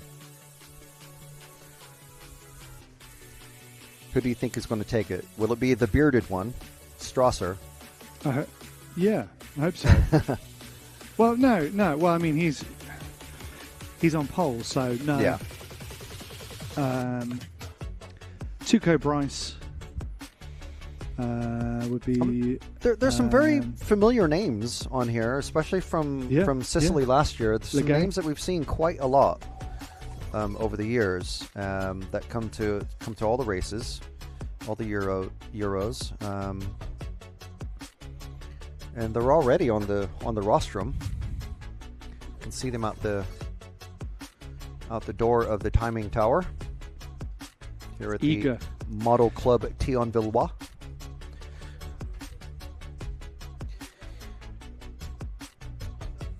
the broadcast channel that I started this morning, the EFRA broadcast channel, which is just a short-term broadcast channel, which is just text messages from EFRA to your messenger account, and you get a little poke every time that we send you a message. And it's not all the time, it's just meaningful things like we send you the results of each race. We let you know changes to the schedule. Mind you, I haven't updated it with the one that we just heard, but anyway, it now has 50 members, which I'm really pleased. That's pretty good work for a day's work. I mean, there are 50 people. RC racing is a niche hobby. I mean, it's a hobby. I mean, there's hobbies like fishing that are quite mainstream, or watching motorsport. Is that literally an intentional pun? What? Mainstream. Fishing. Oh yeah, I get you. Yeah. Stream. In the river of life. Sorry.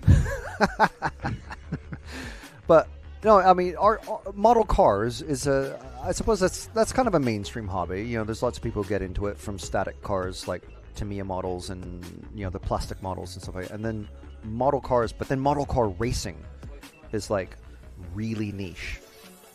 And the really super eager people are the ones who follow things like the EFRA broadcast channel and check out live racing here on RC Racing TV, and subscribe and follow and all this stuff, and join the Heroes program, buy the merch, and wear their RC gear out shopping, because it's the only clean shirt they have, or whatever. It's the top shirt on the drawer. So that's. I'm just saying, 50. That's pretty cool.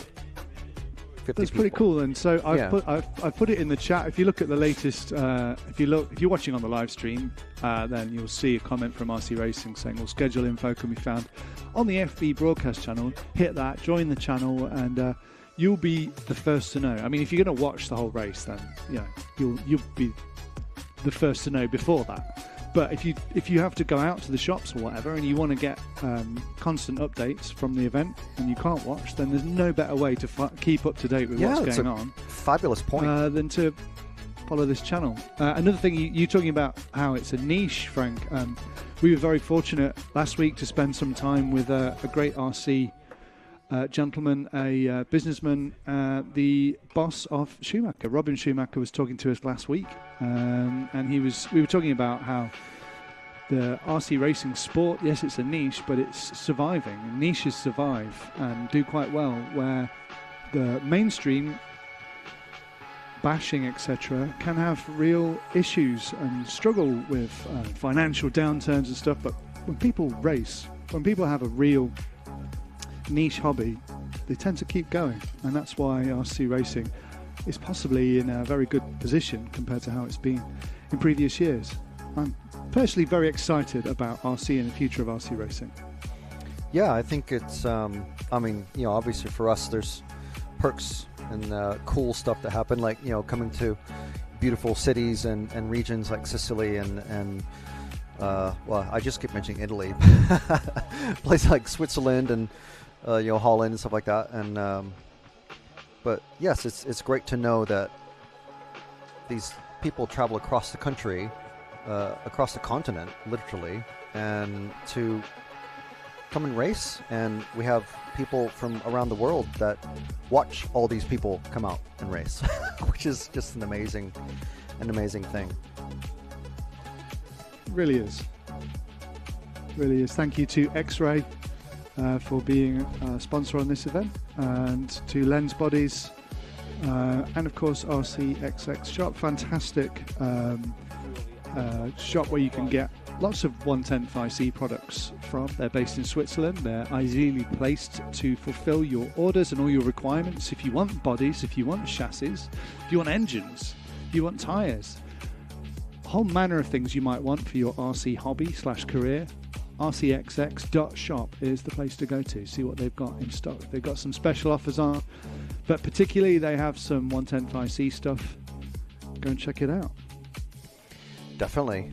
And it's great to see that the super specialist shops like rcxx.shop are, they're surviving as well, because they they go deep into the niche of the racing hobby. It's not just, I mean, yeah, they might sell the random basher or whatever to someone who just walks in the shop or just randomly does an online search for something. But for the racers who go, oh, I broke something, okay, I need to order it Sunday night, and then it gets ordered and sent out, and then by the next weekend, you know, they have it, which is great. Exactly.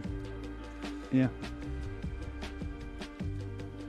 So we're just getting Jim set up with the extra, I don't know how many cameras he's loaded with. I don't know how many microphones I'm loaded with. We're loaded. We're loaded. Oh yeah, of course, because we're thinking about getting a winning interview after the main final, I guess. Yes. Although we've got we'll have another break, won't we, after another break. Lots of breaks. But obviously whoever does win the last chance final needs a bit of time before the final actually starts. I think it's at least 15 minutes, I think they have. I'll just bring up this schedule once again. So, yeah, slight amendment to the schedule. And yes, originally it was a 25-minute break, and obviously it's purely just for that, for the driver who's then bumping up, because they'll have to, who knows what they'll have to change. And then we'll almost certainly get, what are you almost certainly going to get, Matt, in the main final, right before the flag drops? Oh, well, yeah. I mean, and it's usually the person at the back of the field anyway is going to call a 10-minute delay. Because why wouldn't you if you're going to start from the back? You're going to start from the back, you're going to ask for an extra 10 minutes, especially if you've only just come off the track. You've only had 15 minutes to get ready. You get another 10 minutes. Just call that delay. It always happens. Always. And in fact, we were in Sicily at the GT8 Euros, and I was asking several drivers, I tell you why, because I was padding. I tell you why, because of having a 10-minute delay.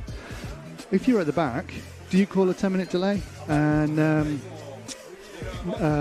Mutanali Sinisi said, yes, of course you do. Of course you do. Why would you not? Yeah. It's just the done thing, which is wonderful. I think they should look at those rules, and whoever calls a 10-minute delay should be blindfolded for the next 10 minutes. or at least one eye covered, your choice, so you have no depth perception. Or if you drive with a stick radio, usually you have to drive with wheel, or vice versa.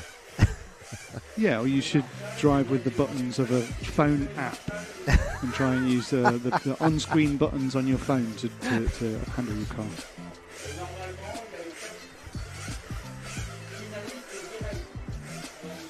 Okay, so I think we could take the TQ practice graphic off. Yes, sir. There we go. So just as a reminder, everyone, you are watching RC Racing TV's broadcast of the EFRA 110th IC Track European Championships for 2024. We're just about to head into the last chance final. 12 racers, all battling. The winner gets to start from the back of the grid for the main final.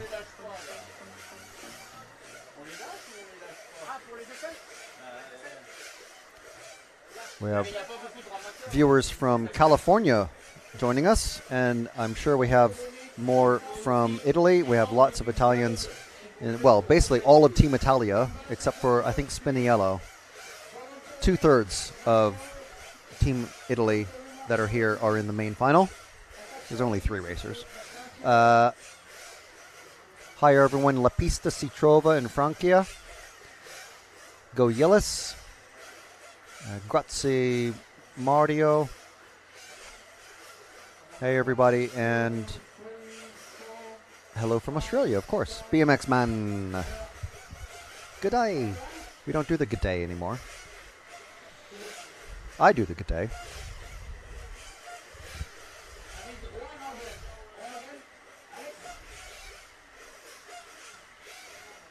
The main final drivers are the ones who are meant to be out to Marshall. Track is open. There we go. They're out. And here's our You see how dry that that first sharp corner is. Cars running through the S's there and coming into our second chicane, that sweeper leading onto the main straight.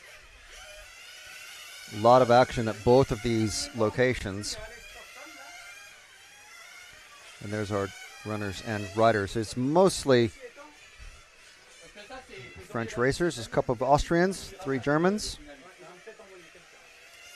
Strasser, the bearded one, in the yellow car, starting in pole position for this one. Pretty equal chance for everybody, at least until the race starts. Everyone thinking, I can do it. I can get into the main final at the European Championships. Run door-to-door with Dario Balestre, Gilles Grosskamp, Tony Gruber, who's our current European champion. Now remember last year, Dario TQ'd last year's race, flamed out during the race. I think, if I remember right, he took a second tire change. And the flame out is kind of what cost him the race, I believe. Gruber ended up winning it. And I think that was his second or third European Championship in this category.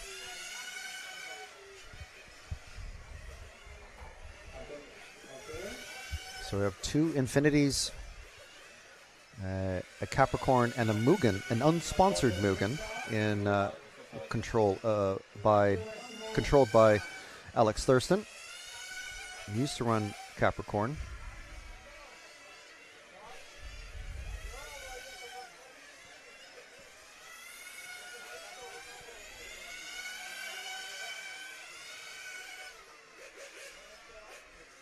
Marshall helpfully getting out of the way of our S-cam, the first chicane.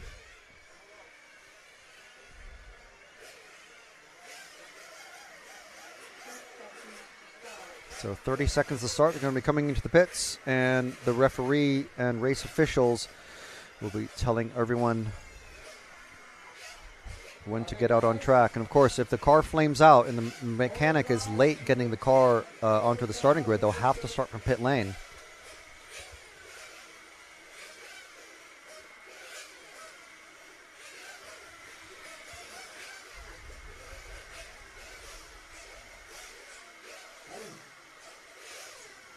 We have viewers from Montreal. That's fantastic. Thank you very much for joining. Another viewer from Malta.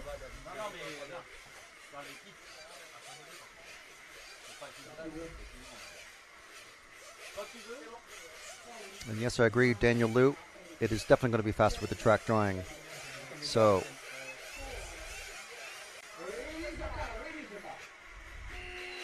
there we go. They're off. Stefan, that yellow car, in the lead. So we're following purely the battle for the lead in this one and in the main final. We're not going to see any tire changes in this one. We will see at least 2 fuel stops, possibly 3, because with the track dry, these guys are going to be at full throttle a lot more than they were previously. And we've got Guillon looking to challenge Strasser for that lead position as they come out of the second chicane and into that first one. Look at these lines. These guys, and was that a tap or just an outbreak himself? Guillon losing it. And he's got still a good gap to the next batch of cars. But big mistake from Guillon coming into that first turn. Let's go for that battle of the third place cars, because these guys are going to take a little while to tighten up. This is our battle for third here. This is Legay and Dodarian. Legay running the actual pink car. And Dodarian, this is about as close as you will see these cars get in dry conditions. The pink car of Legay. The 7 car, the orange of Dodarian. So gaggle of cars behind. trying to battle amongst themselves and catch up with these to try to battle for the lead. We got a lap car, slow car mixing it in, but they'll fall away. Legay looks like a bigger gap now. Oh, and Derderian, fantastic pass coming out of the sweeper, coming onto the main straight. Fantastic run coming out of the chicane. Look at this. Legay goes a little bit too wide, and already, by the time crossing the finish line, already taking that third place, and still has it a lap later. So we'll keep an eye on the leading two. This yellow car is not one of the leading two. It goes wide. They're tightening up, coming out of that second chicane.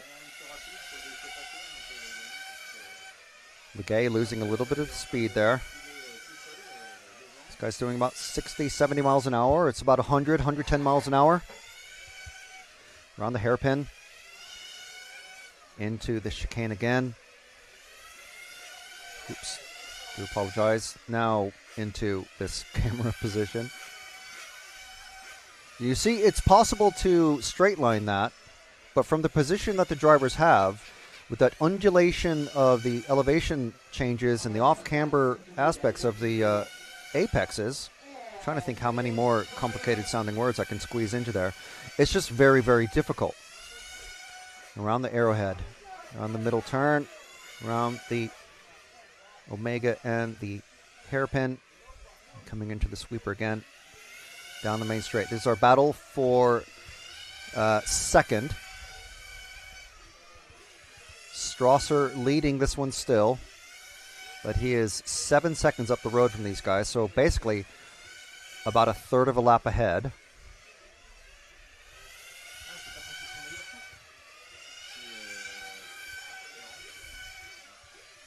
And we're going to start seeing the pits come alive. So we'll follow whoever goes into the pits first. We'll follow them out of this pair. And they both come into the pits. Both in the pits together, along with car number 3 of Glorenic. And they're out in the same position, so no major time change there. Derderian, so at the moment, oh, lap traffic. That was so tight.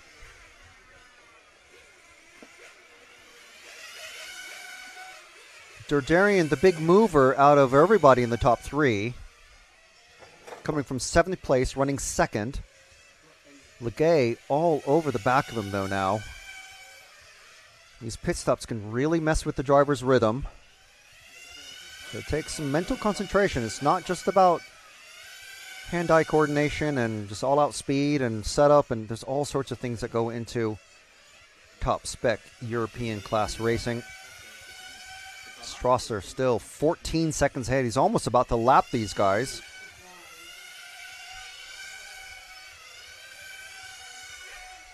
As they come through. Ooh, and a little slide there from Derderian. Around the Omega. And into the final chicane.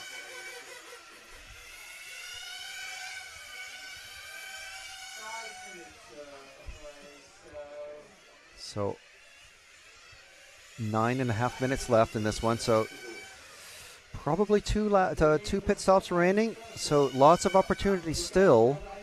And Legay looks like he wants to put a pass on. He's not looking like he wants to hold position. Trying to just see where Strasser is. Strasser's just come out of the S's and into the arrowhead. So that's just as a mental note. He's way ahead of these guys. So Strasser at the moment, well, he's now, he must have pitted, so that's why it looks like he's lost 10 seconds. So he did have a lead of about 10 seconds or so. Now it's 9. He's lost a lot of time, but only because he pitted after these guys. So it could be just trying to solidify things and do one fewer stop. But Strasser as we say in the UK, in the pound seats. And is set to be the driver bumping up into the main final in that last spot. But still, this is track time for these guys. This is a competition, so it's still all about being ahead. And that is Amela. And the car... Oh, and Amela goes into the grass. Outbrakes himself, or... I think he just outbraked himself. I don't think it was a tap or anything.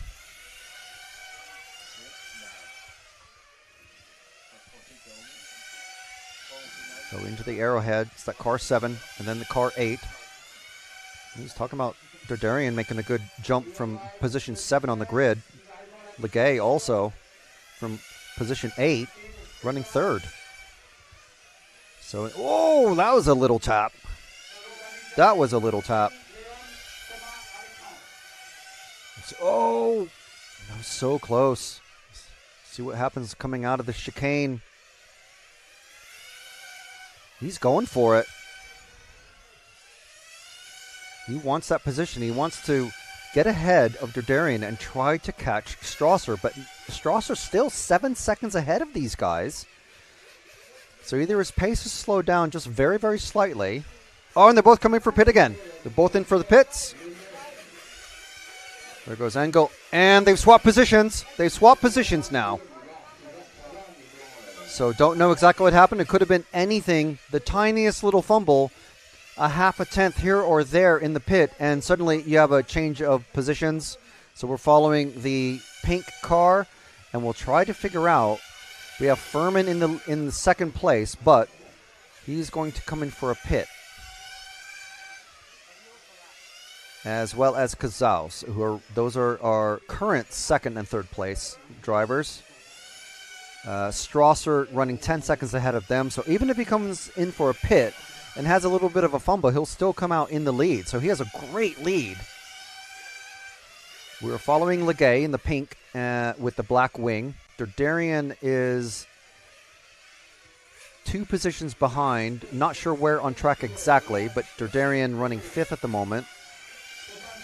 I think Dardarian got hung up with a lot of the lap traffic. That you see that gaggle of cars. Let's just go wide a bit, Jim, and let's see this group of cars. That I think Dardarian is the orange car. Let's focus. Drop a car back to the orange car. This one there. And we'll see if we can spot the number, if that is the car 7. So they're back together, but in the opposite position. And yes, so Furman and Kazal have pitted. Strasser still in the lead by 12 seconds. So he could basically has a pit stop in hand, and then he'll still come out in the lead.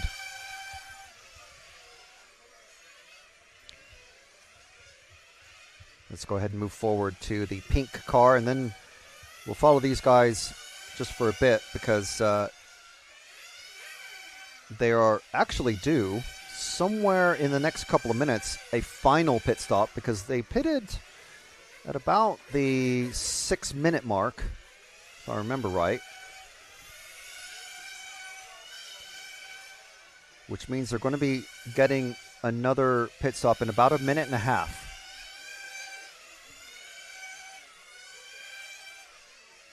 Ooh, nice pass there on the lap traffic. As Dardarian, ooh, that's, is that car, that is, oh, that's Legay. That's Legay. He's lost second position for sure, and possibly more. So let's stick with him and follow him until he crosses the line. And then we're just to see where he ends up. He's certainly lost that position. Yes, he's running 5th now. So let's go to the yellow car of Stefan Strasser, the bearded one. We're finally giving him his due. And here we go in his X-Ray from Austria in the car 1, position 1, and looking to start P10 on the grid for the main final. He's got one more stop to do, I believe.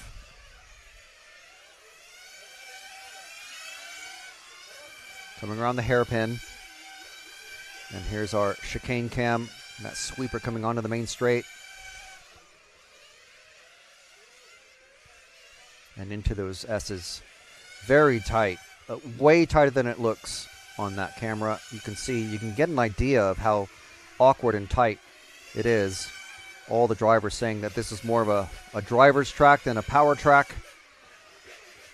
Very low wear on the tires, but we will almost certainly see plenty of tire changes in the 45-minute A final.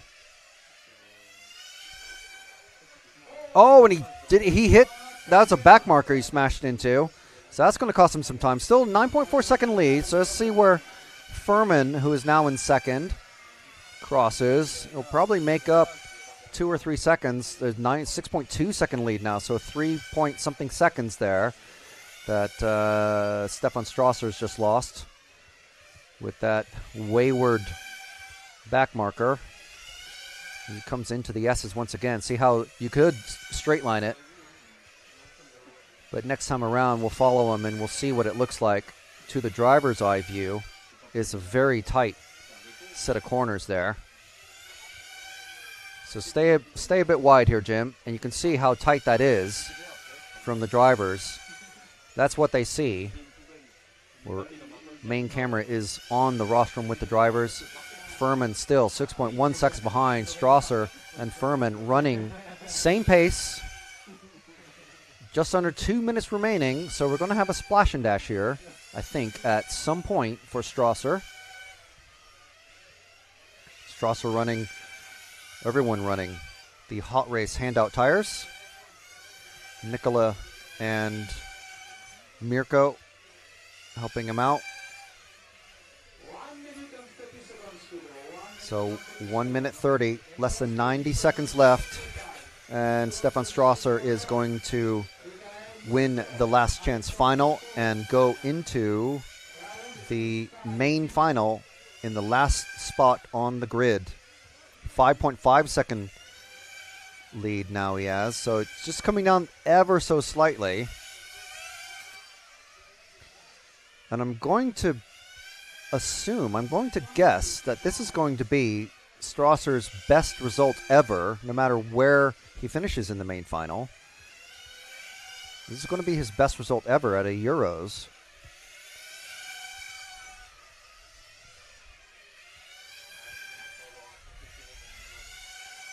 Still not coming in for pit, so he must be running a fairly lean engine.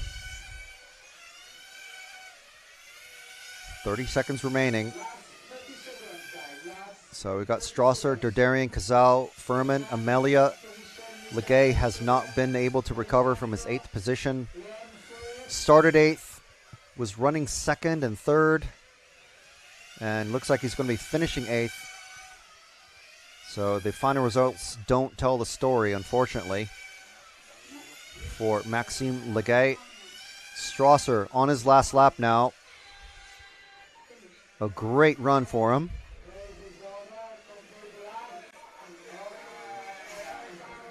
And here he comes to cross the line and into the pits, and applause from everybody. Everyone knows this is a great result for Strasser. Fabulous finish. So there's our finishing results. Strasser, Kazau, Derderian, Furman, Amela, Guyon, Lorenek, Legay, Weihert, Engel, Turco, and Eilers. So that is the end of Franz Engel's run today. 75 minutes of racing. Not a bad finish for the Euros for him.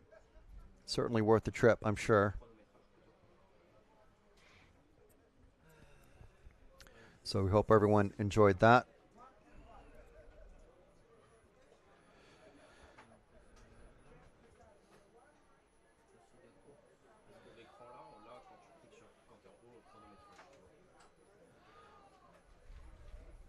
And we have people watching from all over the world, so thank you very much for joining us.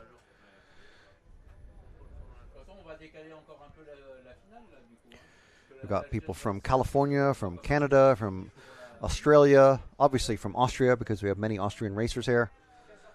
So thank you for being a part of our broadcast today at the EFRA 1/10 IC Track Euros. Thank you very much to our sponsors, X-Ray Lens Bodies and RCXX Shop. We are RC Racing TV. We've got Jim Little on the moving camera, Matt McCallum back in the studio in the UK. My name is Frank McKinney. We've got one more race left. And I think we're going to hear a word from our sponsors.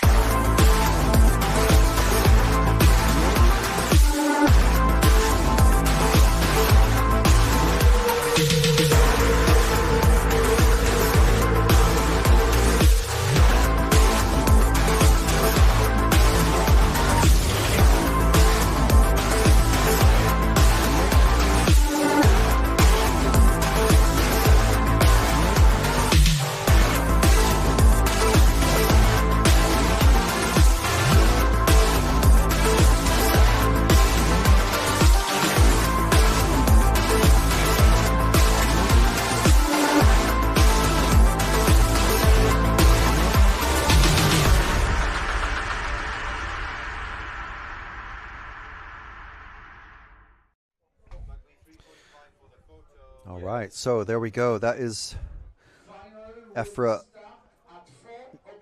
associate members letting us, sorry, just getting an announcement that we're starting our final at 4 p.m. 4 p.m. So I was a bit distracted there, sorry. So, yeah.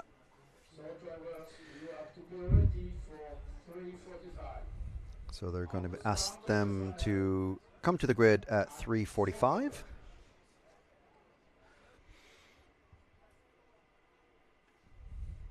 Just going to ask them a question real quick, actually, if we're going to have a... No.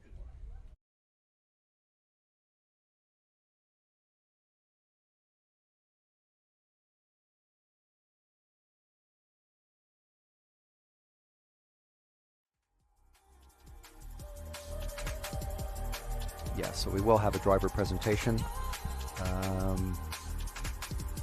So we'll have to think how we can get some photos. Thinking on our feet, that's what we have to do.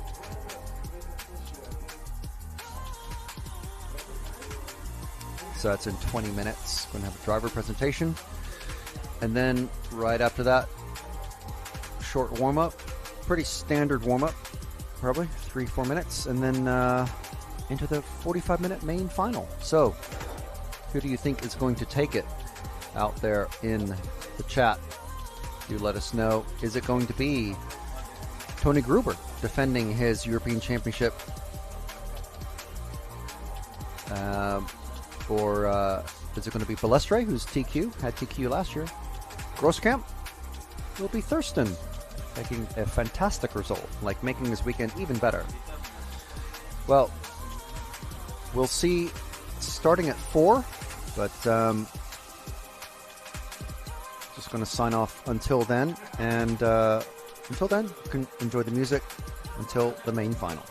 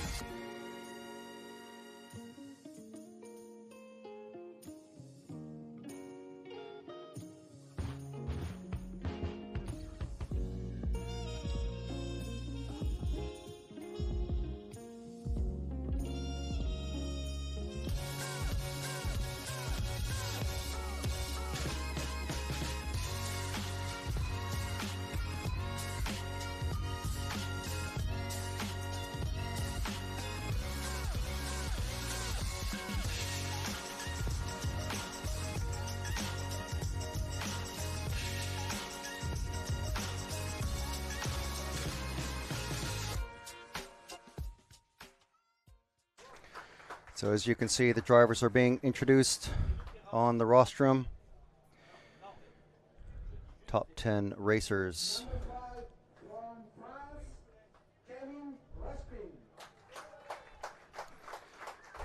So Alex Thurston just being introduced. We saw Dario Balestre, Yilis Grosskamp, and Tony Gruber coming up. Tony is the current European champion, taking the win last year in Sicily at the Giardini Naxos World Circuit.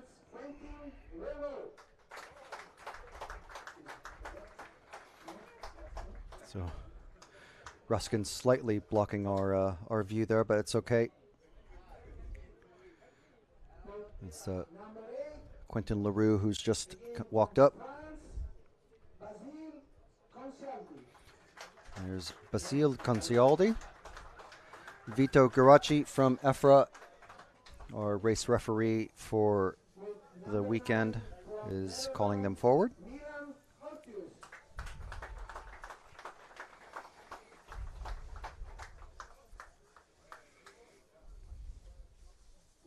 Number 10 from Deutschland, Thilo Dickmann.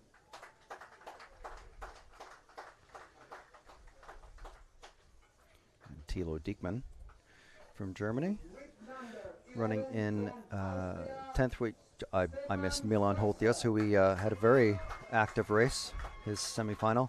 Stefan Strotzer, the crowd favorite with the beard. Of course, coming on last, racers are allowed to pull their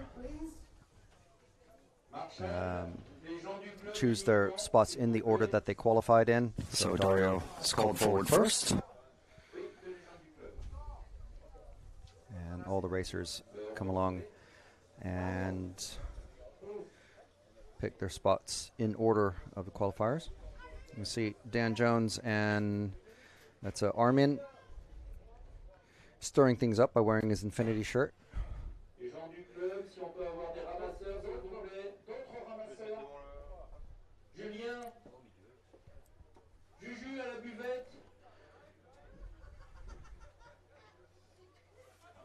Ah, Mathieu, allez, hop, Mathieu. Non, non, mais c'est bon.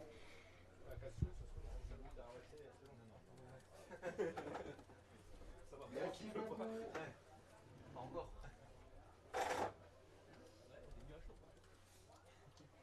Allez, on est en poste 1. Okay, so we're going to have a 5-minute warm-up coming into this. So a little bit longer warm-up than the racers had during qualifying. So plenty of time to get used to the current track conditions. And so it was like, I don't think it's changed all that much, if at all, since the TQ warm-up.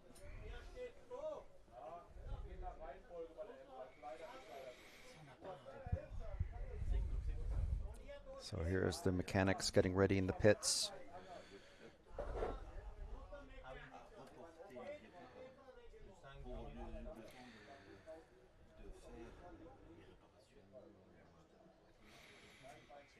So we got George Velasco saying hello from Miami. Giancarlo saying hello. Hello, everybody. Neil asking me if I race. I don't anymore. I used to race electric touring car quite a bit in California.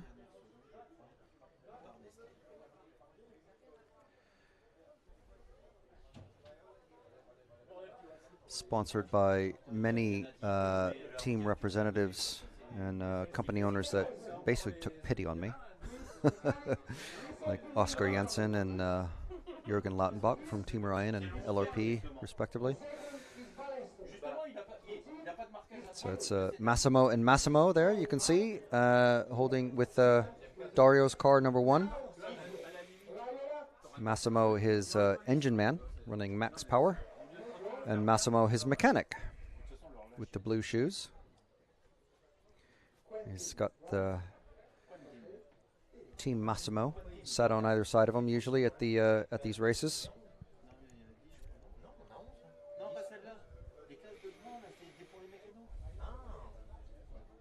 ça que je demandais tout à l'heure si là on avait dessiné une 11e.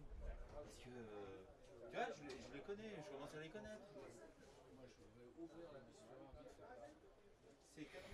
Yeah, I was just thinking that, Daniel Liu, hopefully it's not going to rain during the final, but it would make things interesting. It would be very unfortunate. These guys are used to racing pretty much only in dry conditions, but they are prepared. The type of engine that they're using, I think we had this discussion yesterday. I'm pretty sure it's a 15 size engine. 2.11 cc's.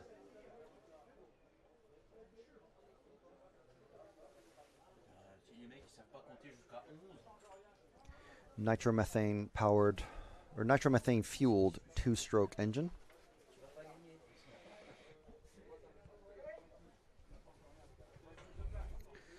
So the final race of the day never actually starts on time. You see all the racers who've been who are no longer racing because they didn't make the main final. Don't forget to respect the dotted line at the end. Yeah, respect the dotted line. Of the pit lane. So there's actually lots of locals out watching as well. People who just come with cameras and a picnic chair. And here we go. They are getting started. In about 50 minutes' time, we will know who is going to be the 2024 European champion for 1/10 IC track.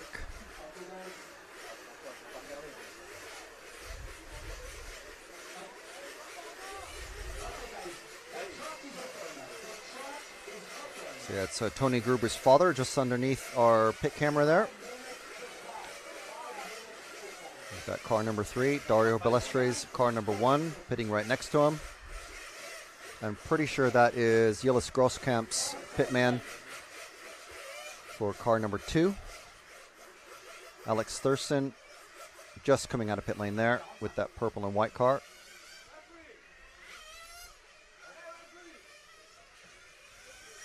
So these guys have done it a million times before. Obviously, Dario Bellestre is world champion in 1/8 IC track in Japan at the Infinity Circuit. And Gilles Grosskamp, previous European champion in the same category. Tony Gruber is the current and defending champion in 1/10. Between them, I don't even know how many European championships and world championships they have. But Gruber won world champion in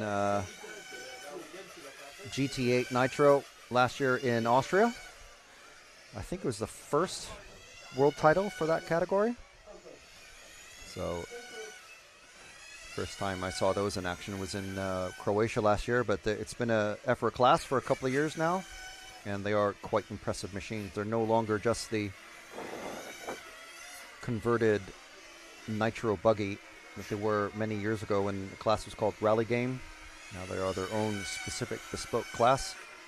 Looks like we have a car being rescued.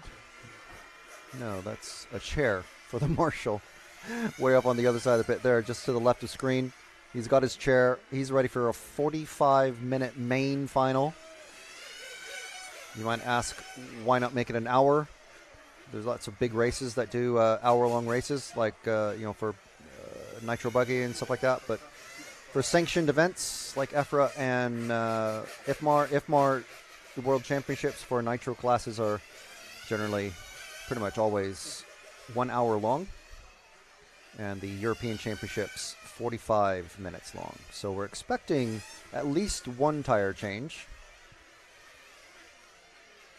Bellestre always seems to do something a little bit different, so we'll see what happens. He might change the outside tires twice. He might change all 4 tires once. Grosskamp was telling us in the TQ interview that we played earlier, and it's available on the RC Racing TV YouTube channel and the EFRA Facebook page. He told us he kind of prefers to do 4 tires all at once instead of outside tires only. So this is a dry race. So everyone is obligated to run the hot race handout tires. No complaints about tire consistency or anything like that.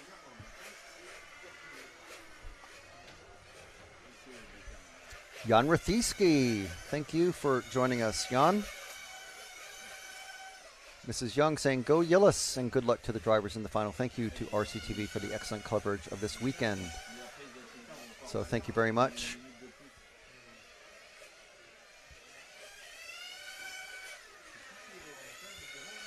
Thank you very much for joining us.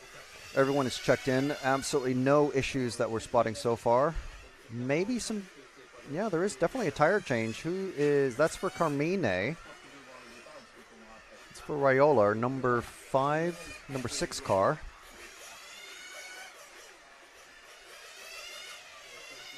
So maybe going with smaller tires or bigger tires, we don't know. Of course, we're going to see a lot of variables happening in this race, mostly to do with the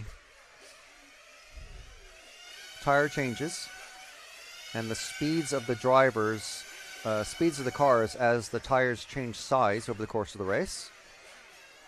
And it's up to the drivers and the mechanics working together with their pitman to decide when is the best time to come in and change those tires. So we'll be looking for those.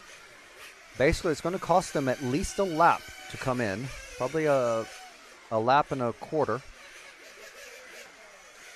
Tire changes, four tire changes plus fuel, taking about 18 seconds, 15 to 18 seconds, depending. And those, you know, a little bit of a fumble here or a dropped wheel there, anything can happen.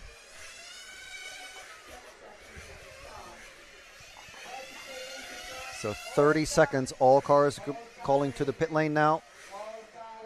There, everyone's being called in.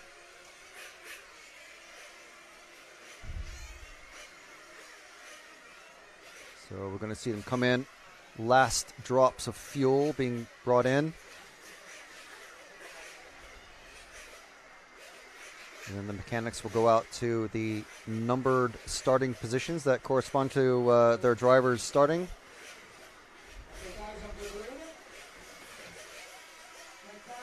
They're headed out. There's the club president with the French flag. Dario Balestre starting from pole here for the EFRA 1/10 IC Track Euros for 2024. This is the 45-minute main final brought to you by X-Ray, Lens Bodies, and RCXX Shop here on RC Racing TV. Last drops of fuel. Let's see that flag. And they're off. They're off in number order. Oh, Gruber getting, Thurston getting tapped from behind. I'm not sure who that was that hit him, but it knocked him out of fourth. See what the referees have to say. But Balestre in that gray car, followed by Yillis in the white, coming through the first set of chicanes. And then it's Gruber in the orange. Balestre already setting a blistering pace, coming around the hairpin, coming through the final chicane, leading onto the main straight.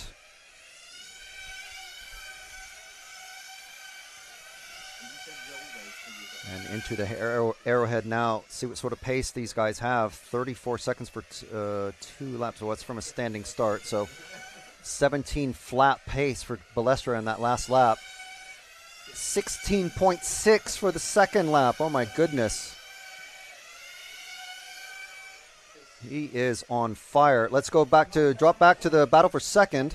We've got Gruber crawling over the back of Yillis.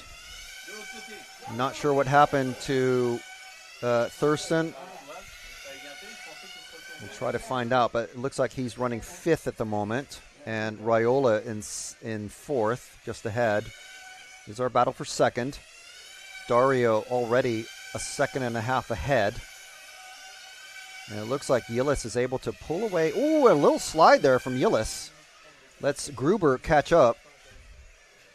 Let's see it just again. This is the tiny mistake that allows drivers to make up a significant amount of time. Look at the Gruber had to hit pause on his advance And look how much closer he is now.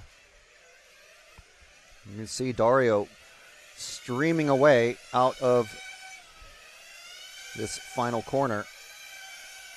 Luckily, we've got a gray car, a white car, and an orange car. And then the only other white car is Carmine Raiola, and he's got a black wing on the back. So at least he's able to, we're able to tell the difference between his and Yillis's cars.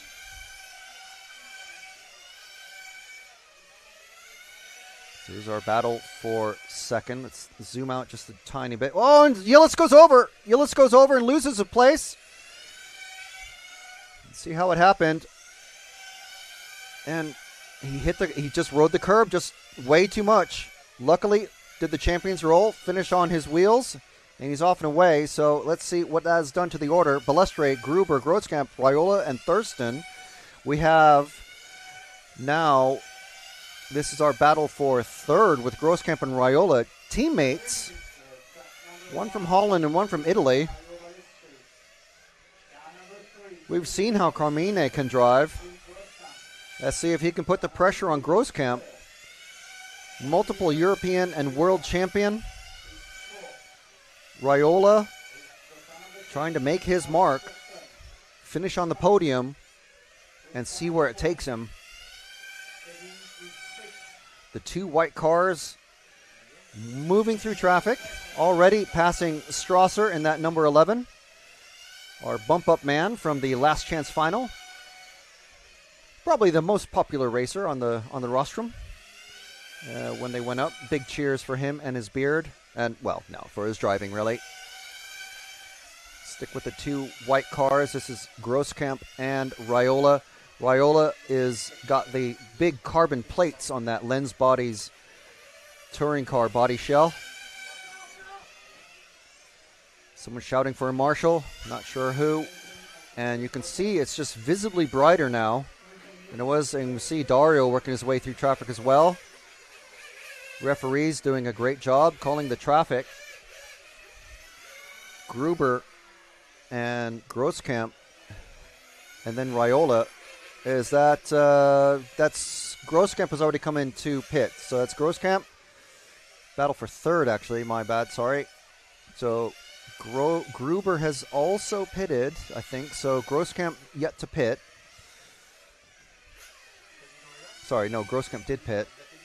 Gruber was in second, so just following the cycle through here.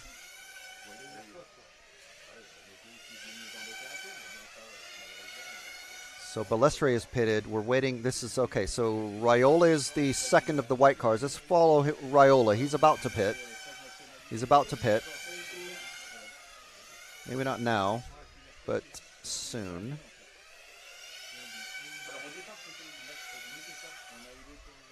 Must have missed him on track because he's not significantly far behind. So this is still our battle for third. The final rostrum spot. So in the round of pit stops there, Raiola's lost out just a little bit. Let's try and keep the two white cars in shot. And then we've got Gruber in the orange car a couple seconds ahead of Raiola. Of Grosskamp. So let's go to the orange car. Two cars forward. There we go. This will be Grosskamp. Gruber. 3.9 seconds now behind Balestre. This pace continues. Balestre is going to be with a pit stop in hand in about 10 minutes' time. So the order as it stands right now is Balestre, Gruber, Grosskamp, Raiola, Thurston in fifth, dropping from fourth. LaRue, Diekman, Holthius, Raskin, Constraldi, and Strasser. Diekman and Raiola, arguably the two biggest winners so far. Diekman moving to 7th from 10th, and LaRue from 7th to 6th, Raiola from 6th to 4th. So he's chasing down Grosskamp to try and get onto the podium. But we're with Gruber. Groskamp and Raiola have about a second between them. Gruber, our current European champion, running a Capricorn. Fairly tight-lipped on his plans for strategy, but, you know, you would be if you're talking to press that are going out with international viewership. There goes Gruber through the S's. That number 3 car passing Strasser with the number 11, you can see. Here comes Gruber again through the final chicane, down the straight.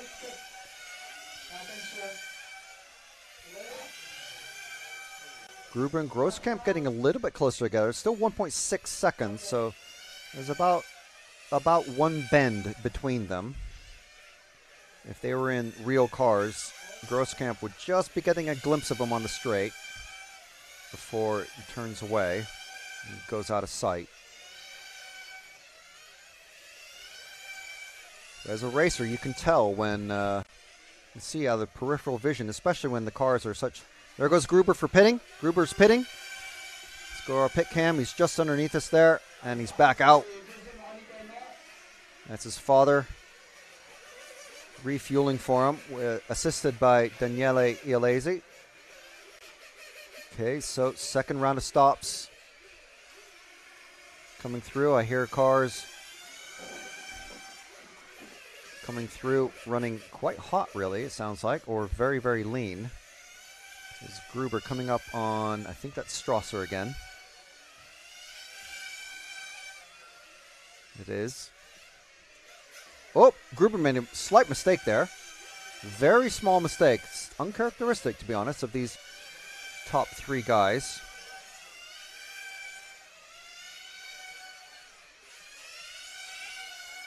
So now he's still behind Strasser. Strasser goes wide, lets him by. That's what I like to call the verbal blue flag. You get the call, car number 11.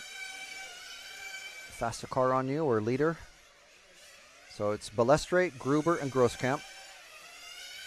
Let's see if we can spot Balestre. Let's move to Balestre if we can. Just wait for him to cross the line, see where he comes through. He's going to be at the end of the straight now, Jim. End of the straight. There we go. That's Balestre in the gray. No, sorry, one car back, I think.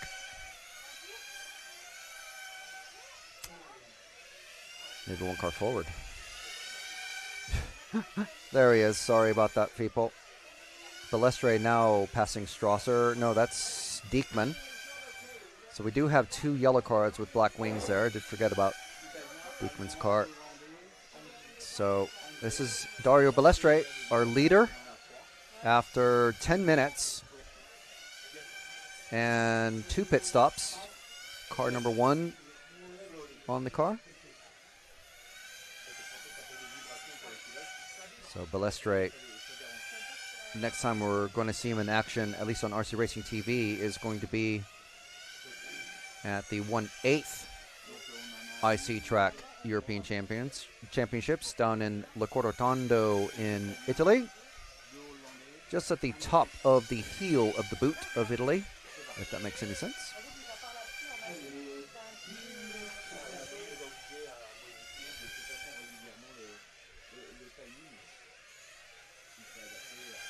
Coming through the final chicane. 34 minutes down, and he's crossed for 37 laps. 34 minutes remaining. Coming around the Omega, it's tight lines. 6.5 second lead to Gruber. So the usual suspects in the podium positions at the moment, but in a slightly different order than what we were following at the start of the race. Gruber's moved into second. So it's cars 1, 3, and 2. Gruber might be coming under attack by Groskamp, and now Groskamp just lost about 1/2 second to Gruber on the last lap.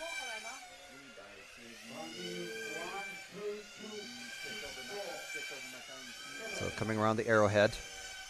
In that middle turn. That section of track very undulating and very tight. We'll show you what the line through that first complex of corners looks like. Here, it's very, very tight. It looks fairly straightforward from that angle, but the drivers see it from the angle that we're actually looking at it here on this main camera. So it's very difficult. It's more of a driver's track than a horsepower track. So, and Dario is pitting. There he is. There's Massimo, overlooked by Massimo, and Massimo is timing him, and Massimo lets him go. So Team Massimo doing a great job for Dario there as he gets past Thurston. And he's pitted, and he's come out, and I think Grosskamp must have pitted at about the same time because Grosskamp now has a 9.7 deficit to Balestre.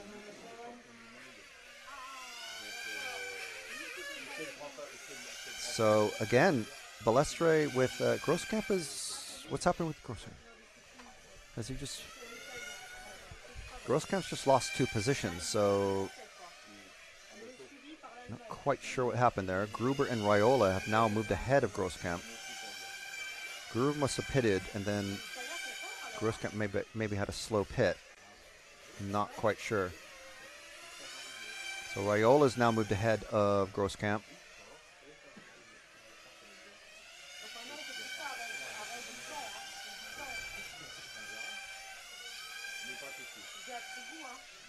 So let's stick with Grosskamp in the S's, Jim. The white car there. Next one, this one.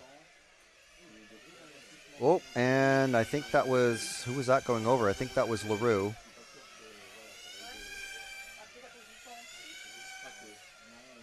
So Grosskamp running third. It's got a 3.3 second deficit to Gruber. And we'll see if he's able to pick that up this time, or cut it down, I mean. No, not this time. Grosskamp and Gruber running almost identical lap times, 17:07 and 17:099. Meanwhile, Dario clicking off 16.5 second laps. Gruber's just dropped into the 16s.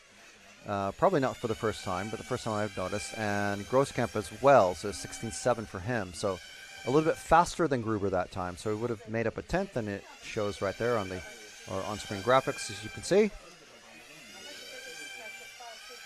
So these guys running very, very similar lap times.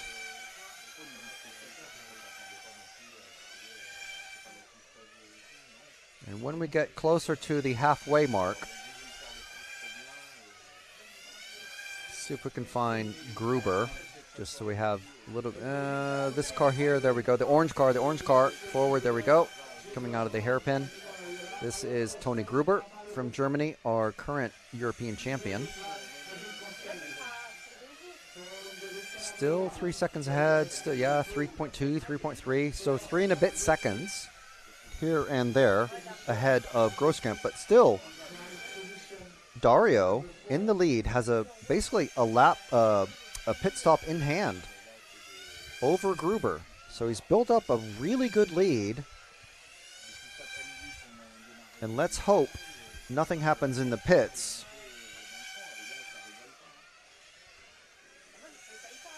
That affects anything for these guys.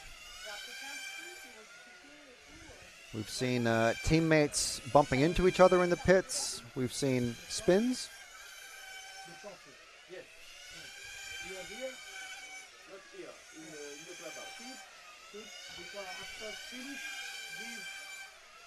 And into the S's around the arrowhead. This is Tony Gruber. Luckily for us, the only orange-colored body in the race today, in the final. And he's coming to pit. So there he is directly underneath us. And back out. That's his father pitting for him. And they need to mind the dotted line. Basically, it's like a pit line, just like an F1. Not supposed to cross the solid line. So Gruber and Balestre still just about 9 seconds apart. And Grosskamp has moved ahead of Gruber now. So Grosskamp to pit soon. It's the third round of pitting.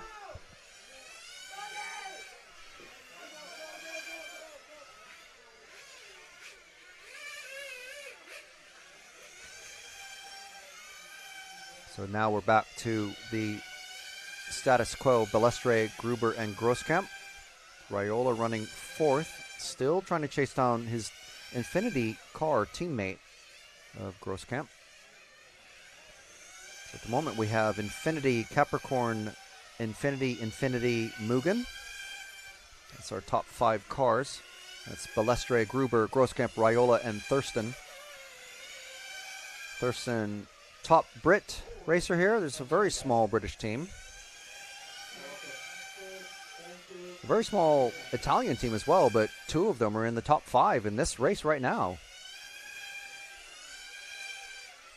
Mario Spiniello missing out on the semis.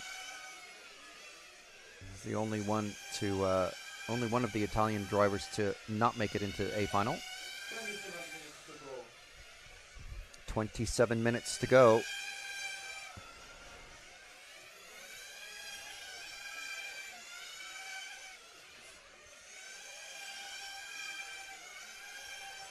So let's move forward car by car and just see. So this here is going to be, this is the number 11 of Stefan Strasser, the bearded one. You see him at all these Nitro races, but I've never actually spoken to him until this weekend. We've had lots of time to kill, believe me. Stefan winning the last chance final of 12 racers to become the 11th racer on the grid. And here he is. He's about to get passed by Tony Gruber, but hey, he made the main final of the European Championships. So once we get back to the infield, we'll move forward one more car, Jim. And I think this car here, the multicolored car, I want to say it's Raskin. It's one of the French racers. It's Leroux. It's Leroux. This is Leroux. It wasn't Leroux who went over. I do apologize, Quentin. But this is Leroux here. Quentin Leroux, one of the bump-up racers from the semifinals. Doing quite well. Don't know if he's a local racer to this track, but he's certainly a French racer. And we'll let him go as we move forward one more car again. So this is Carmine Raiola from Italy, the other half of the Italian team that are in this main final for the EFRA 110th IC Track Euros for 2024. Running a lens bodies, the Goro body. Nicola Morone was telling me that Goro is basically an Italian word for one of the famous stormy areas or something like that, like how the Sirocco, the VW Sirocco, is named after the hot winds that come off of the Sahara or something like that. So the Goro is something similar. And we just missed, I think that was Thilo Diekman going into pit. But we'll find him. I think we did show him for a little bit anyway. No, it wasn't Thilo, that was someone else. I think that was Raskin, actually. Holthius, unfortunately, missed what happened to him. He started 9th. Wasn't able to qualify directly into the semifinals, so he had to work his way out of the quarters, I think it was. Started 9th in this one and has pulled out. So if we can go forward a car while these guys are in the infield, there's Alex Thurston. Finally, we got to see a bit of Alex out there. Alex, top Brit, as I was saying, always running the, very familiar and very easy to spot. Bright purpley pink with the white stripe and usually a solid black wing. He's got a clear wing this time, and he's running the black side dams, and he's just passing Stefan Strasser. So Alex, our top Brit, and probably the youngest driver of the top 5 racers. So we'll follow him for another lap. And actually, if we drop back one car, there's the Tiffany green car. This one here. It's not our mate Engel. This is car number 5 of... No, it's not car number 5. Just very briefly looked like a 5. Is that a 5? It certainly looks like a 5. It must be 5. Yes, so Raskin. Yes, so Kevin Raskin. I do apologize for forcing Jim to zoom way in like that. It's very hard to do a steady zoom, let me tell you. So Kevin Raskin running the Tiffany Green and Clear Wing. I think there's another car out there that was also running Tiffany Green. Maybe wrong. So 22 and a half minutes left in this one. We're going to see another round of pit stops soon. And if we go forward to the yellow car, I think is Strasser again. Yes, he's running that BMW style front end. If we go forward 2 cars to this one here, this is Grosskamp. And so if we go forward 1 more car, is another car that we haven't followed. This orange, yellow and orange with the black. This is our number 8 car of Concialdi, who we haven't really featured because when he ran his semifinal, he won it by a pretty good margin. So we didn't even show him really. But here you go, Basile. Here's your moment in the sun. Well, sun such as we have it. It's been cloudy all week, and you know, I must say we're quite lucky to not have any rain right now. Oh, and big slide there for Concialdi, letting Grosskamp and Thurston past. And I want to say, actually, go forward, Jim, because that's a battle for third. That's our battle for third, I believe. Thurston is 0.3 seconds behind Grosskamp. So Thurston's car really coming to him now with whatever the setup or the tire diameters or what. The battle for third here. So final podium spot. And this is what we've been doing, is kind of giving everybody a tour of the track and the various drivers while we wait for the battles to come to us as view. Oh, and Thurston goes in for pit. We're going to follow him. There's his dad. And one of the French racers helping him out. And and a tire change. Okay, so let's stick with this. We got 2 tire changes going on. That is Concialdi also getting a tire change next to him. So he's getting the outside tires. That's the left side tires first. And he's also doing all 4 tires. All 4 tires are getting changed. And it's an incredibly fiddly process. His dad just a little... Okay, there we go. And they're back out. And a pass in the pits for Thurston. So let's go find Balestre, the gray car, number 1 of our pole man, Dario Balestre. Just hold there until you see the gray car, Jim. Hold there until you find him. That's a white car, or is it? No, that's Viola. That's Viola. We need the gray car, because now is the time when we're going to start seeing those tire changes. He's not in the pits. There he is there, I believe. No, there he is. There's Dario. So he didn't change the last time he went across. Thilo Diekman, Kevin Raskin did. He had a very long stop, 58-second lap time. Strasser must have had a mistake. He did a 22 lap time.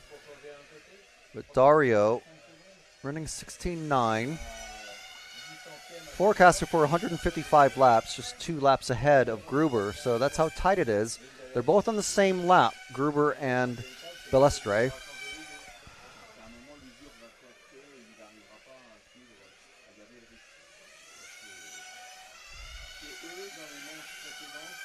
So they would have fueled and done the tires at the same time. So we might have missed it. Just going to very quickly go to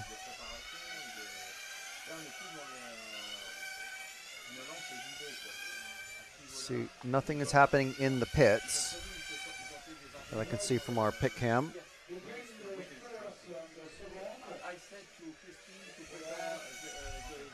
So we still have Gruber and Grosskamp. Raiola still chasing down Grosskamp, but Grosskamp must have... so Thurston now, he's basically a tire stop behind Grosskamp. So that chasing down, nothing had come of that.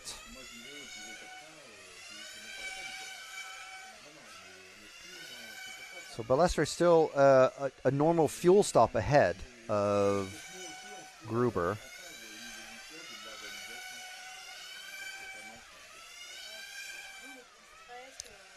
And no, it's someone else coming in the pit. I think that's Diekman.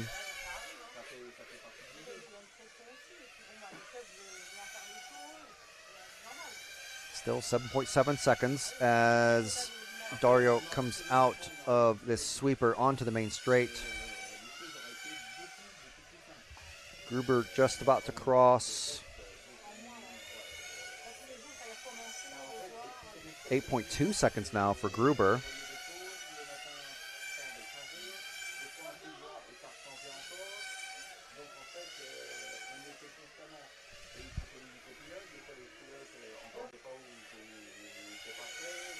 Pretty sure we missed Dario's fuel and tire stop, so can't really tell whether he did 4 tires or not. Here he comes, here he comes. Okay, so now he's directly under us. Just a normal pit stop, so he must have already done his tires last time around at the 20-minute mark.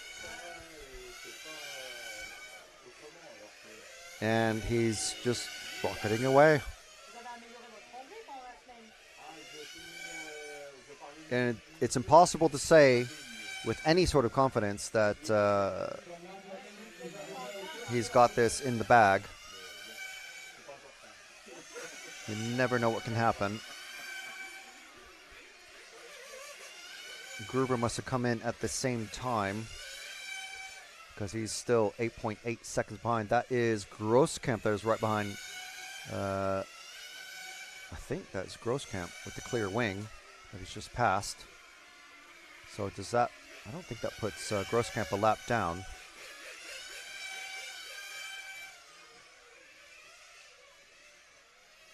It does, actually. 100 to 99 laps. So Gruber is the only one still on the lead lap with Dario. So hugely impressive run.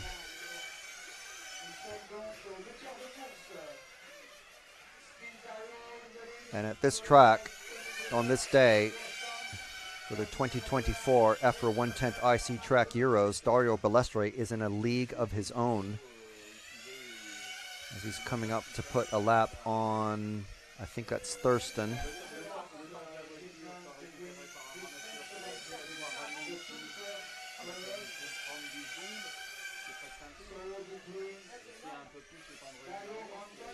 Gruber another second behind now, 9.9 seconds. If this pace keeps up, we're going to be seeing Dario lap the entire field, possibly by the end of 45 minutes.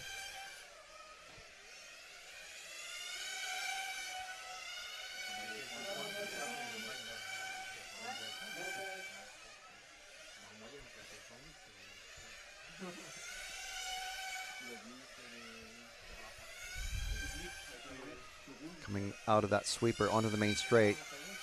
So just checking things, and here he goes into, I mean, that's about as straight a line as you can make through those.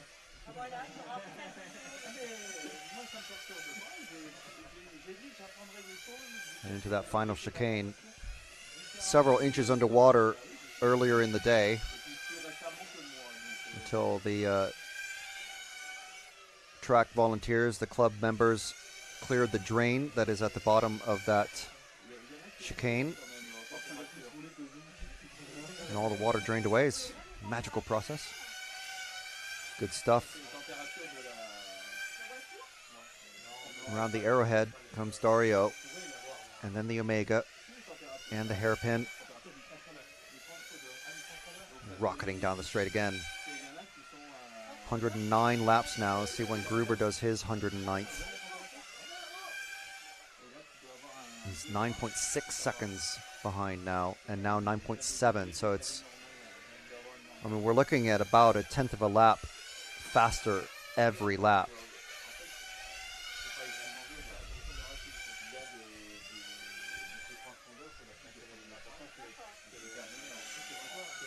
Absolutely without peer today, and this whole week absolutely dominated qualifying. Here comes Dario for his second to last pit, maybe third to last.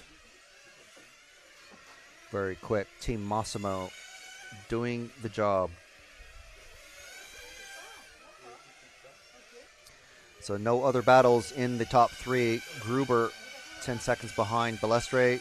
Grosskamp 11 seconds behind Gruber, and then Raiola and Thurston just further and further behind. Thurston on 109 laps, Raiola on 111, same lap as Grosskamp, but 11 seconds behind. Gruber now on 112, same laps as Grosskamp now. So, but Balestre, as I said, on pace to lap the entire field. And to do that in 45 minutes. Ooh, that was close.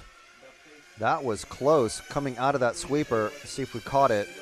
There we go. That's the number 5 of Raskin getting sideways, and Dario had to slam on the brakes. It's the kind of danger you got to watch out for. All these drivers, there's no idiots out there on the track. These guys are all top-level drivers, but something like that can happen at any time, especially that's a very tight chicane, as we saw in some of the finals earlier today. Often some drivers just leaping over it lap after lap, hitting the curb and smacking the chassis, and it gets flung up, and then as the car bounces, it loses rear traction, gets sideways, and that looks possibly what happened in that case. As Raiola has just come out of the pits, I think. This is Quentin LaRue, who Dario is just about to pass, and there he goes. Nice, easy pass on the back marker. Quentin LaRue coming through the S's. Ooh, was that a little sideways hitch there? 9.5 seconds now is the gap between Gruber and Balestre, with less than 10 minutes to go. So looking at probably 2 more pit stops. I don't think Dario is going to, and 9.3 seconds now to Balestre is Gruber. We're going to keep a tight eye on the time now. You see the live timing from myrcm.ch. If you want to see the complete live time, you can go to myrcm.ch and click for Model Club Thionvillois. So the gap is just very slightly started to come down from Balestre to Gruber. Oh, and Balestre makes a big mistake there. What happened? What happened there? He gets sideways coming out of the S's, caught the inside of the curb, and actually went all 4 wheels into the grass, and then a little sideways trying to make it to the Omega. No such bad luck this time. So that has gifted Gruber almost a full, well, about a half a second. About 0.8 of a second. But Gruber has just pitted, I think. Actually,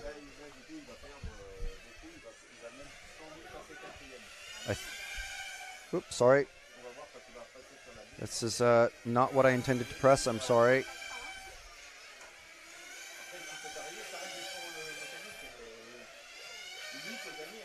Come back. I think Gruber had a flame out. I was trying to get to the pit cam and I pressed the replay button by mistake. I believe Gruber just had a flame out, which has gifted Raiola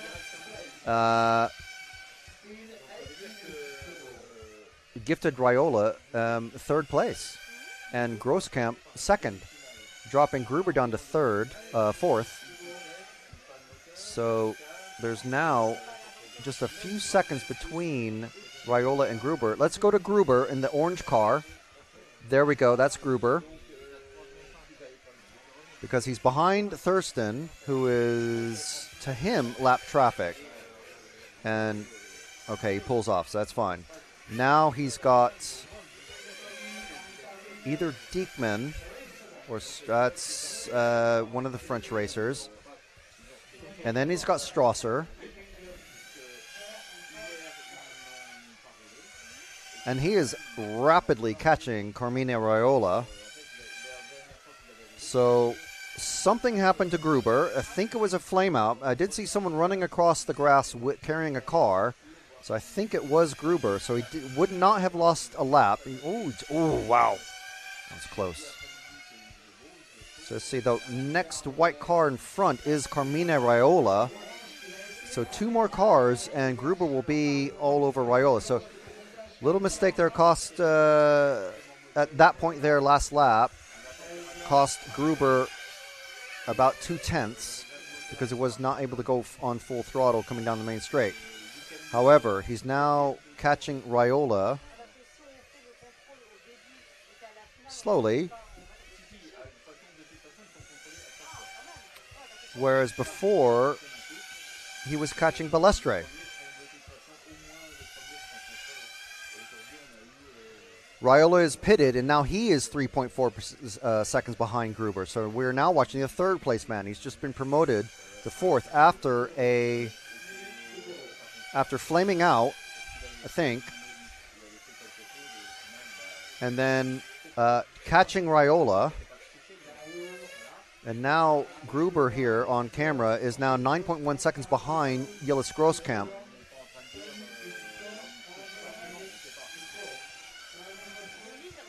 So Raiola falling further behind now. So just confirmation that Gruber quite a bit faster than Raiola at this point in the race, with 5.5 minutes left to go.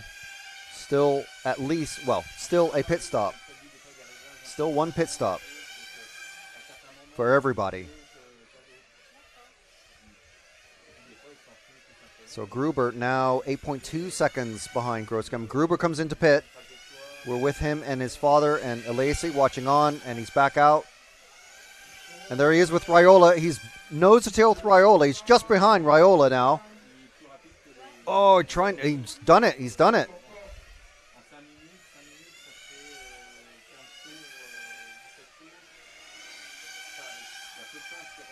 So going into the S's, nose to tail. It looked for a brief second that Raiola had made the pass, but now Gruber's just intense pace, able to pull him away and make a very big gap to Raiola very, very quickly.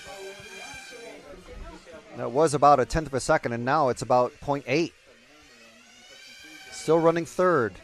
Gruber trying to chase down Grosskamp and put some pressure on him and take back that second position that he was holding for so long. And on top of that, catching, very slowly, but catching our leader, Dario Balestre.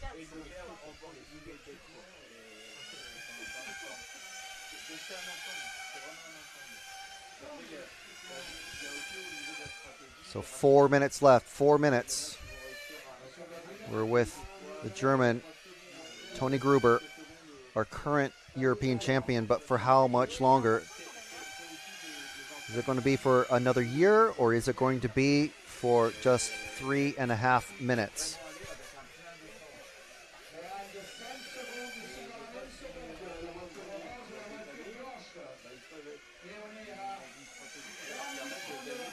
So Gruber not making up any time on Grosskamp now. So let's find our leader Balestre. I think it's just coming through the middle bit. Oh, that's not Balestre. That's a white car. That is Balestre, I think. That is Balestre, our number one. Pole position, TQ Man in rounds 1, 2, and 3. Coming out of the final chicane, coming down the main straight, 60 miles an hour, 70 miles an hour. Got Carmina Raiola, his Italian, not just countryman, but his car teammate as well, running the Infinity, and Max Power. Dario has absolutely dominated for over 40 minutes now. This 45-minute European Championship race for 2024 for EFRA. This is the 1/10th IC Track European Championship. The final 2 minutes and 15 seconds of this 45-minute run.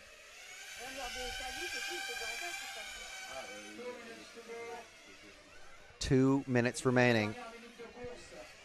And with 17-second laps, that's about, and a final pit stop.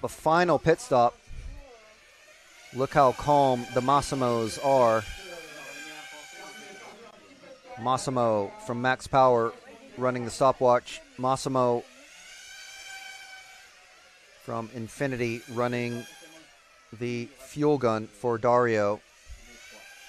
Nice and calm. 1 minute and 30 seconds remaining. Dario Balestre has been absolutely imperious all week.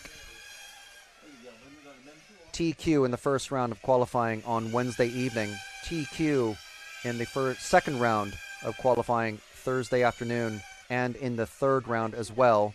Sitting out the fourth and the fifth rounds to allow his teammate Gilles Grosskamp to TQ and start this race from second.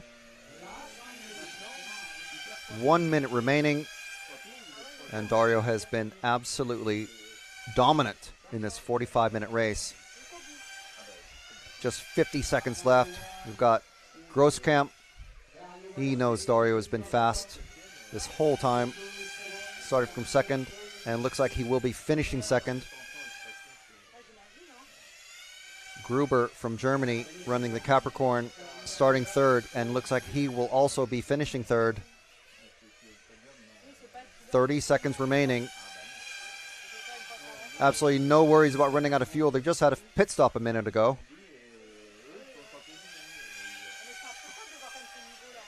Coming around the Omega. And out of the second chicane. This is his final lap, victory lap for Dario Balestre here at the Model Club Thionvillois. Around the hairpin and crossing the finish line for the last time. Dario Balestre is our 2024 European champion for 1/10th IC Track.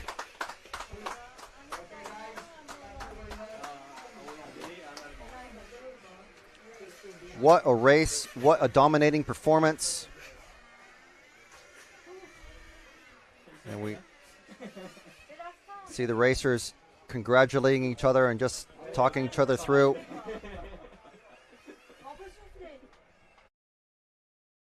And we're going to go get a word with Dario himself.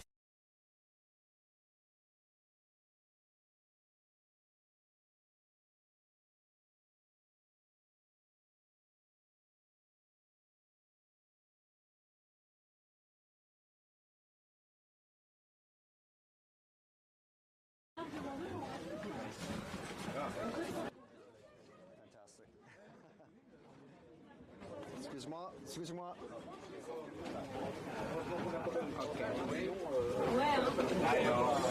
Yeah, lock it off.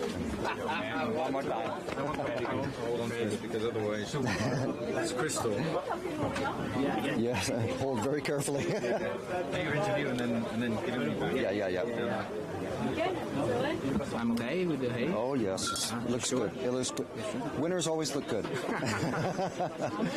Dario Balestre, once again, European champion. Once again. Talk us through your preparation and how the race went for you. Wow, to be honest, my first category is 1/8. But I try to focus in this last 2-3 months to improve also our 110, and we get some upgrades from our engineering, from our factory. Thank you, Riccardo-san. The car now is working, so let's do it. And it's also the first European Championship for our IF 15.3, so also for the new Max. That's thank you every sponsor. Yeah, you made a great job. It must be a great feeling. So now you're looking forward to 1/8 later in the year. How do you think that might be going for you? 1/8 will be. I don't want to say more easy because it's always not easy. But 1/8 I know better what to do. But races are races, so you can be also the fastest, but you also need luck. And it seems like in the last years we also get luck. Well, this week it seems like you've just been absolutely dominant. TQ 1, 2, and 3 in qualifying the rounds, and then this race you pretty much lapped everybody. So apart from the car, what do you put it down to maybe? As I told you, we get some upgrades from the factory, which compared to my old car improve half second almost. So that's the secrets of this race, the new upgrades. But we also make one too, Infinity, so Forza Infinity.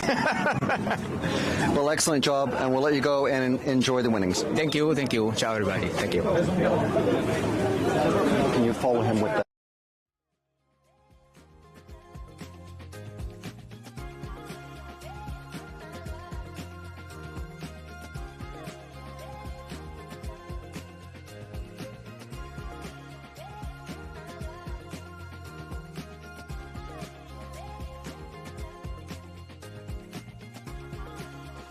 So there we go. A word from Dario Balestre, our 2024 European Championship winner. After 45 minutes of absolutely dominant racing, no one could come anywhere near touching him. And we'll get a further interview with him later on, and that will be uploaded to the RC Racing TV YouTube channel and to the EFRA Facebook page. You'll be able to watch the more in-depth interviews with not just Dario, but also with Yillis and Tony, and we'll find out their impressions of that final race for them here in Thionville. So we hope you've enjoyed this coverage. This has been RC Racing TV's coverage of the EFRA, the European Federation of Radio-Controlled Automobiles, 1/10 IC Track European Championships for 2024 from Model Club Thionvillois. Thank you to our sponsors, X-Ray, Lens Bodies, and RCXX Shop. We hope you've enjoyed it. Please let us know what you think in the comments and everything. Don't forget to follow and subscribe to the page and the channel for future European Championship racing, so you know exactly when we go live.